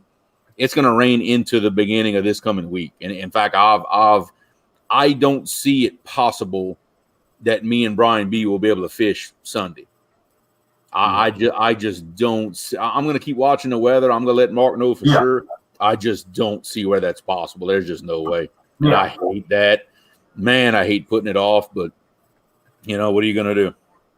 Oh, yeah, absolutely. Hurricane season in Louisiana. Got to love it. Yeah. Now, are your plans for fishing with Brian B, is it pretty much going to be kind of the same thing? Are you going to try to do the bumping if you can? Bumping, no matter what. It doesn't matter if I'm in competition with somebody or not. Bumping is always my first plan. Okay. Because I know you couldn't really do that with J-Dog. You couldn't really do that with Wow. with Lyle, yeah, because and luckily when I got off work that evening, luckily I passed by my fishing spots on my way back and forth to work. I see them every time I pass. When I passed that evening before me and Lyle fished, they had the hydro shut off and a crane was sitting in the middle of the river working on it. I said, oh no, it was plan B time. 12 hours before I'm fishing, I had to totally throw my plan in the trash and start over. I was not excited about that. Somehow we still managed to catch a few fish and pull out a win. That was luck. I was prepared to get my rear end handed to me because of that situation. But anybody that's fished with me knows it almost doesn't matter if I'm competing with someone or not. I fish the same way all the time. Like I am running and gunning, getting on the fish, trying to find big fish. My game plan doesn't change much if I'm competing with someone. It really doesn't. I fish the same way no matter what. Yeah. Brad wants to know who's going to be your net man or woman this weekend when you spank Brian B. Well, for one, I appreciate the vote of confidence. I appreciate that. I don't know as of right now. I'm going to see who is working and who is not. Now that I'm fairly certain it's not going to be this weekend, it just depends on who's available. I'm pretty sure my son's going to want to be with me in the boat. He couldn't come this last time. Dad may be in the boat with me, may not. Maybe my brother, may not. We'll see. Yeah, it depends on who's available. That's all. I can put a whole lot of people in that boat if I want to. Yeah, they'll be having a party on the front deck while I'm fishing. It'll be all right. It'll be all right. So we can assume your wife is not going to go out there. She may. You never know. She may. I'm not going to count her out. She is not a hot weather fisherman. Just look, and I don't blame her. It is extremely hot down here during the summer. Yeah. She does not like hot weather. She waits for that cooler weather to really start fishing with us. Mm-hmm. Now, I will say this. When it's 34 degrees, she'll come with me, no problem. She loves that cold weather. That absolutely loves it. Don't bother her at all. Andrew says he's available this Sunday, but not next weekend. That's kind of what I figured. Yep, that's not. I could look at the weather in the next 24 hours, and hey, the forecast may be real good. I just don't see it happening. Yeah, see, that's like up here. I can't plan ahead of time what I'm doing if I'm fishing or not, because today you could say Thursday it's going to pour down the rain, and come Thursday morning it could be sunny, no clouds, no nothing, and hot. Well, I mean, look what happened with Lyle and I. Yeah, we were going to fish with everyone else, but because of the hurricane, I was like, well, man, there's no way I'll be able to fish, so we rescheduled. Well, come to find out, the hurricane ended up going to the east and missing us. It was sunshine and 10-mile-an-hour winds. I could have fished, but I didn't know that 72 hours ahead of time. No, it's crazy. Absolutely not. Yeah, absolutely not. One thing I always ask all my guests is advice on new people that are coming into our community in the catfishing world, on getting tackle, what your advice is to them, how to start out, what to look for, who to watch, or what. Well, I guess I can give the same advice that I learned the hard way on a few things. Just because something is cheap does not mean it's no good. Just because something is expensive does not mean it's good. Mm-hmm. Use what's good. Use what's good enough for you. And I go back to the ugly sticks. It's a good example of that. In the big scheme of things, an ugly stick is a cheap rod. The price is cheap. Quality is not. It is proven it to me. It is proven it to everybody. Don't think that by watching me or a lot of other people that you just got to run out and go get these $100+ fishing rods to do what you want to do. Yeah. Look, start out small. You can take an ugly stick and a Shakespeare ATS and catch a lot of fish and a lot of big fish. Don't think you have to spend a crazy amount of money to get started. Now, once you get started, you get serious with it, you want to improve your gear, by all means, go get the good stuff. Yeah. Start out small and don't get discouraged. When we first decided to do this trophy catfishing thing, that everybody thought we were crazy around here because nobody does that. Yeah. We took a lot of skunk trips, a lot, before we finally got a pattern figured out and started getting things figured out to start catching fish consistently. And I can't tell you one channel that I watched that I just learned everything from, because my area is different. Everybody's area is different, but I took bits and pieces from probably everybody that was on YouTube at that time, and I put it all together. And then finally I figured out what worked for me and what didn't. So just open mind, pay attention to what nature is telling you to do. Yeah.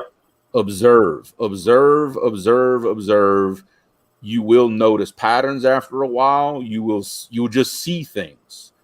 And you won't, if you're paying attention, you will not be able to ignore it. Yeah. And look, Andrew said it too. Don't pay attention to these local people.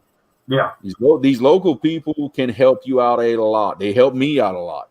Even though they weren't trophy catfishermen, they spent their life on that river. Oh, yeah. A lot of them pointed me in the right direction and cut a lot of time out for me. Yeah. Absolutely. But just you got to put in the time, put in the grind. Do not get discouraged. It'll come. It'll come. You just got to keep moving forward with it. That's all. Mark from Catfishing Crappies in the house. The man that started this 1v1. What's up, Mark? Yep. The captain of the ship, baby. He's one of the ones I was texting trying to see if he wanted to come in and plug the 1v1.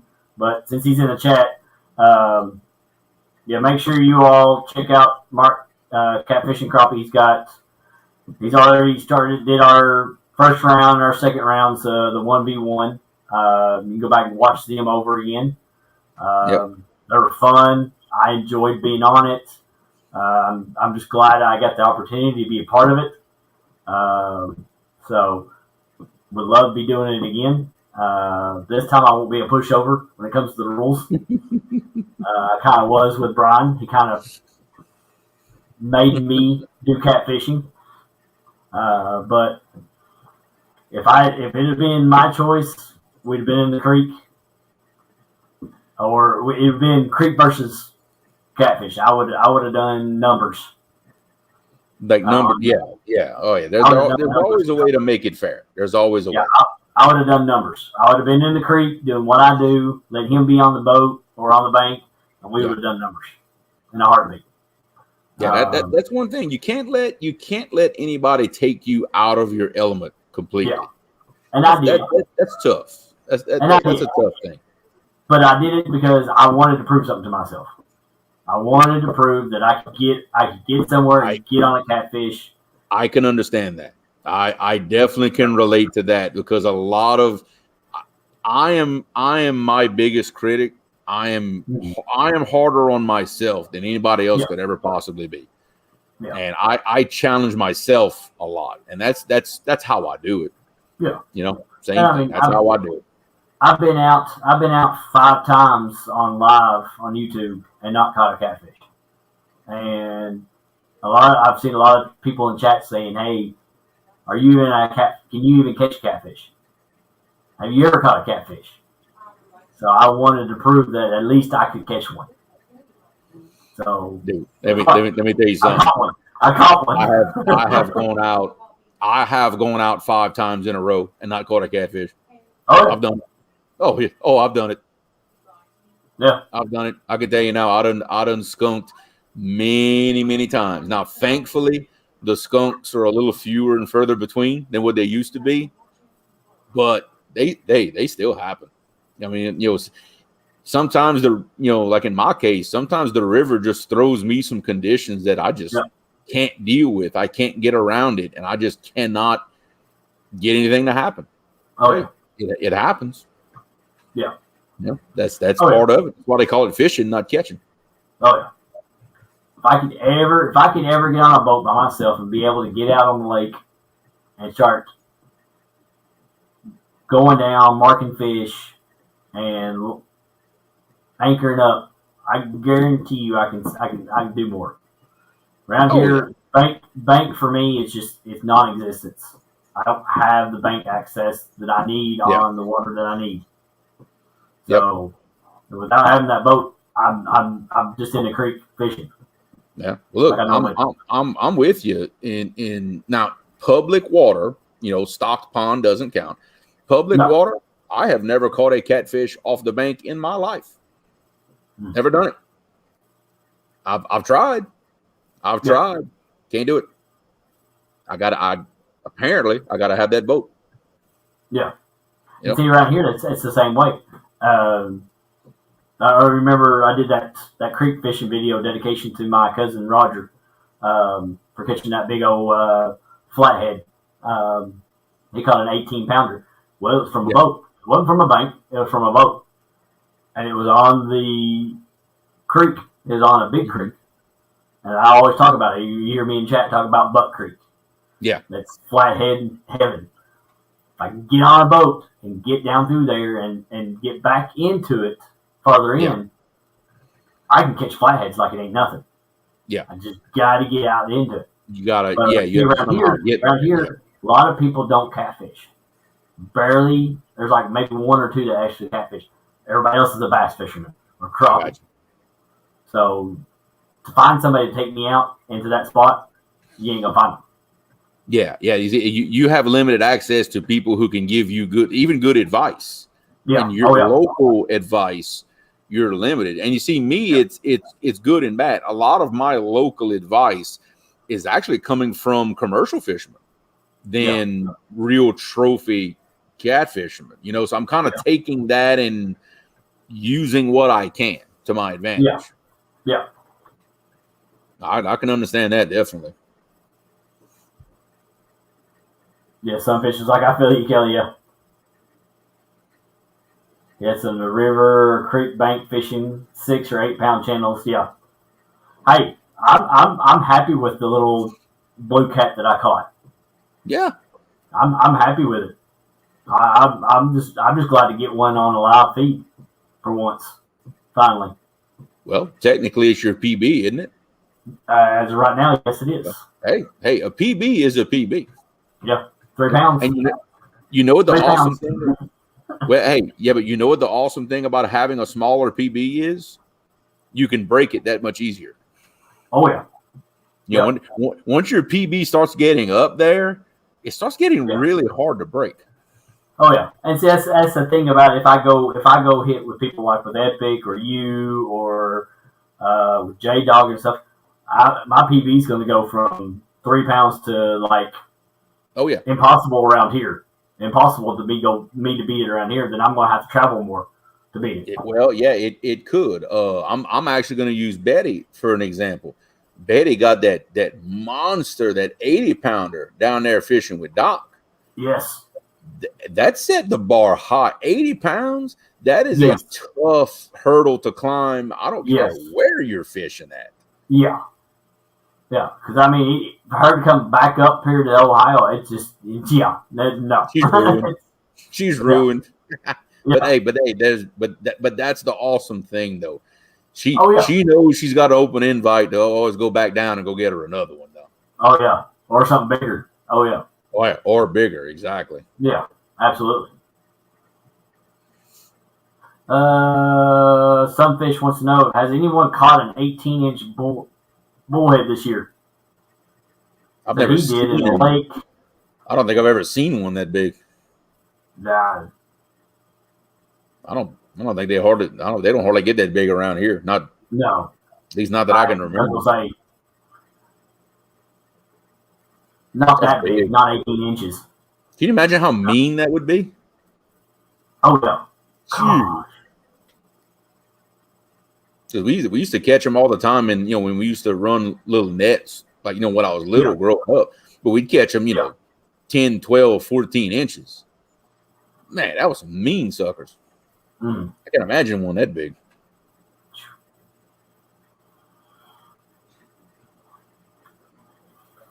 Oh, there you go. Sean T's going to Wheeler Lake for Thanksgiving vacation. Ooh, there you go. Yeah, Wheeler Lake's got some good fish in it. There you go. Well, that's right there. That's right there where Doc is. Yep, absolutely. Yeah, he lives on. Is it Wilson? He lives on. Mm-hmm. I think so. Yeah. He lives on Wilson, and depending on the conditions, he fishes Wheeler too. I think they must be right next door to each other. Yeah, and they're I think only like a half-hour drive, maybe not much. Yeah, they're close to each other. Yeah.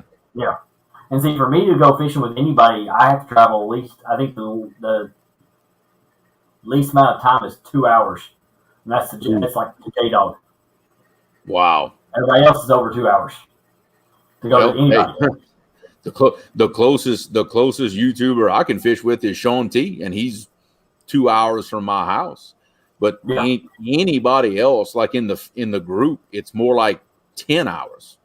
Yeah. To get to anybody. Like I think like let's say between me and Lyle I want to say it's either 10 or 12 hours. Yeah.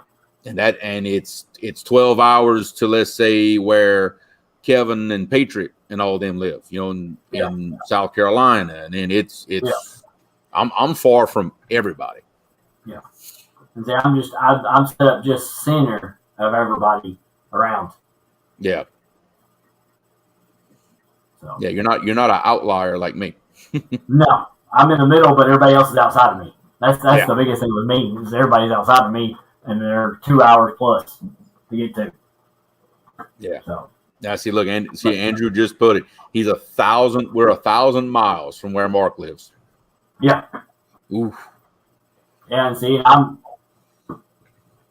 we talking about Mark catfishing crappie? Yeah. Yeah. And see, from Mark, I'm probably 4 hours. Yeah. Somewhere around there, maybe more. Yeah, Tim Molina said it'd be a 2-day drive for him to get to me. That's about right. It'll take you a day just to drive across Texas. Yeah, absolutely.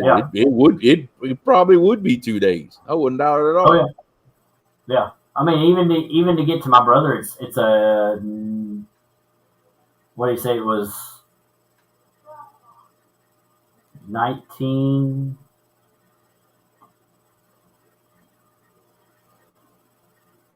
I'm like 19 something. Ooh. Yeah. Something like that. Close. It's something up there that high. It was in the teens. Well, Whisker, if you're only 45 minutes from me, dude, come on. Yeah. I mean, seriously, if you're only 45 minutes away from me, come on. I mean, what are you doing? And Mark, stop it. Stop it, Mark. What? Don't you start like Lyle does. Stop it. She is not in chat. She is not listening. Stop it. Now you done did it. Stir in the pot. I'm telling you, you're going to have to lick that spoon one of these days. I'm telling you. Dang. They hard on me, man. I'm telling you, it's tough. Oh, I know. I think I caused it because I did send Mark a invite, so he knew to come on to the chat. So, except he's going to start stuff with me instead. See, so yeah. Thanks, Mark. Yeah, killing me. David Smith said he's only 5 hours. Well, not terrible. Avid said 11 hours. Ooh, yeah. I'm telling you, I'm far from everybody. Yeah. Catfish. Oh, there you go. Mark says he's making Creole gumbo. Ooh. Ugh. I miss gumbo. I really do. Because, see, up here, we do a little bit different gumbo than what you all do. You all do, like, crawfish and things like that. See, up here, we do game gumbo. No, we do that all the time down here, actually. Okay. Oh, yeah, that's what we do up here. A gumbo down here essentially is when you have some stuff in the freezer that's been in there that it's you need to do something with it. It's gumbo time. I mean, we have made gumbo with everything probably you can possibly think of. One of my favorite is ducks, actually. A duck gumbo is great. Yeah. But, oh, yeah, we will throw – actually, I'm not going to say it's rare, but we do more things with game and, like, chicken and sausage gumbo than we do with seafood gumbo, actually, believe it or not. Yeah, so we'll do like squirrel and rabbit. We'll do things like that. And I've not had it. I may have, but I've heard some of my family that done passed now for been years. Possum. I don't know if it's true or not, but I've had them talk about that they have done with possum. I'm like, that's not. I don't know. But then again, I've got some family that would do it. I could see them doing it. They're just that weird a family. No. Because my family is that deliverance kind of family. No, there's too many other good things. There's too many other good things you could put besides that. You cannot tell me you could not find something better. Oh yeah. No. I eat some weird stuff, but I gotta draw a line somewhere. Yeah. Oh, I do too. That's what I'm saying. I don't think I've ever, but they've always talked about that they've had before. I'm like, no. No, absolutely not. You talked about rabbit in a gumbo. Oh, yeah. Rabbit is actually a very good substitute for chicken in a gumbo because it won't fall apart nearly as easy. A rabbit and smoked sausage gumbo is that is excellent, actually. I love rabbit. I love rabbit, but I love rabbit on the grill. Rabbit is good just about anyway. Rabbit that used to be one of my favorites. Is rabbit. I like that. Yeah. I used to go pellet shooting in the backyard. Oh yeah. See around. I mean, I forget what the real name is. We always call them swamp rabbits. You know, not the little cottontails, but the big. Oh yeah, the big ones. Yeah. Oh, those are great. Those are. When I hear swamp rats, I think of the movie Princess Bride. The big huge one coming out. See, when people talk about swamp rat, I think of that big huge thing. I'm like, no. Exactly what you're talking about. Yeah, but I know that's not it. But yeah. No. Swamp rabbit. Yeah. Well, yeah. That's what I was talking about. Yeah. Yeah. It is. Okay. Andrew, all right. Swamp rabbit, is that the real name? Yeah. To us, it is. Yeah. Yeah. Because really, we don't really know what the actual true name of them is. It's just you always thought of they're always just an oversized rabbit that lived toward the swamp area. Hey, it took me 2 years to figure out that a slicker and a skipjack was the same thing. I didn't know because everybody talked about catfishing with skipjack. Yeah. I'm like, we ain't got that around here. You know, I didn't worry about it. Yeah. Well, I've always known what a slicker was, and I finally dawned on me one day, like, wait a minute, this is what it is. Yeah, they're the same thing. Yeah, same thing. Because we have a different name for everything, and I mean everything. We don't call anything by its real name. Yeah, see up here we got tons of slicker or skipjack. Yeah. Oh, we got a ton down here too. Now that I realize it. But yeah, Whisker, anytime you want to come this way, if your wife is not your fishing mate, man, we can hook up. Yeah, and the only other person I can think of, I got Elliot with Surf Ins, and then I've got Ryan Bortz, Lee Evans, then I've got Alicia and 3+1. They're all within 45 minutes to an hour. Oh, okay. So I've got them, but that's it. I mean, everything else is a lot farther out. Yeah. Because Larry and them are only an hour and a half. They're an hour and a half away from me. Yeah. Everybody else is like 45 minutes, I think. That little group. Slicker suit. Yeah, what? Slickers. Yeah. Well, Kelly, I had a great time on the show. It was I had a lot of fun. I mean, we've been here for over 2 hours now, and the time passed fast. It really did. I'm gonna go ahead and sign off. Go do the family thing, and go. I guess go watch it rain and flood my yard. I suppose. There you go. We'll see what happens. Oh yeah, and I'm gonna jump upstairs and have fun with my family for the rest of the night before we all hit the bed. For little one's got to go to school in the morning. Absolutely. But appreciate you coming on here. Everybody appreciate you all coming in, hanging out, hit the thumbs up. I got somebody that did her nails. Oh, there we go. Yeah, yours, you got to do yours next, though. Yeah, I know. I know she can get your nails next. There they are. There you go. All different kinds. Yep. So I got to be daddy now. you need to get her painting jig heads for you. I've been. What I need to do is I need to find some. I've been wanting to do pour my own plastics. Yeah. I can get a hold of molds easy. I just got to get the funds for it. That's the biggest thing I'm looking for. And right now I ain't got. I also say yeah. It's all about that money. I ain't got it. Yeah. Yeah, I ain't got it to do it. That's the problem. So story of my life. Oh yeah. What's going on, Rams? I didn't know you were in here, man. Appreciate you coming in here. What's that? Stu Stan does it. You can too, Kelly. No excuses. What? Stu Stan does what? I didn't get that one. The peace thing? The two thing? I don't do the two thing. I do the peace sign. I tell everybody peace. Does it? You can't. I don't know. I don't know what they're referring to on that one. No. But appreciate you coming on here, man. Talking with us. Hey. Fingernail painting he was talking about. Oh, yeah. Fingernail painting? Yeah. No. I think I'll stick away from that. I'll let them do that. That's her and her mama's thing. That's the girl's thing.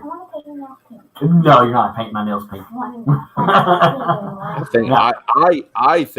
I think Kelly should get his nails painted. That's my opinion. Hey, if I had a daughter, I would let her paint my nails. I'm just throwing that out there. I don't have a little girl, so I'm just throwing it out there. No pressure. No pressure. Mm-hmm. Yeah, she's over here begging me for it now. He'll do it. Keep bugging him. He'll do it. Don't worry. Yeah, just keep bugging him. He'll do it. But appreciate you coming in here. Well, oh gosh, Mark says toes too. Oh gosh. Well, you can hide your toes. That'd be the first. Yeah, I can hide those. Yeah, Rand says been there. I might let her then. I still gotta go work tomorrow anyway. But hey, see? But yeah. Peer pressure. Yeah, peer pressure. Yeah, I know. Man, this catfish community is always peer pressure. But I appreciate you coming in here, talking with us, going over some tackle. Absolutely. Good luck on the 1v1 versus Brian B. Don't forget to wear the shirt. Got it right here, baby. Yep. Because that's been the luck for you for the last few times you went out, definitely. I cannot argue it anymore. I can't. That's it. I got it. I'm just gonna have to wear this shirt till I can see through it. I guess. It's gonna have to be what it's going to be. If you do, just holler at me, and we can hook you up again. No problem. Yep. All right. Later, everybody. Later, everybody. Just, y'all be good and go over and hit up Chunky. I know he's probably still alive. Yep. So appreciate y'all coming in here. All right. See. Peace.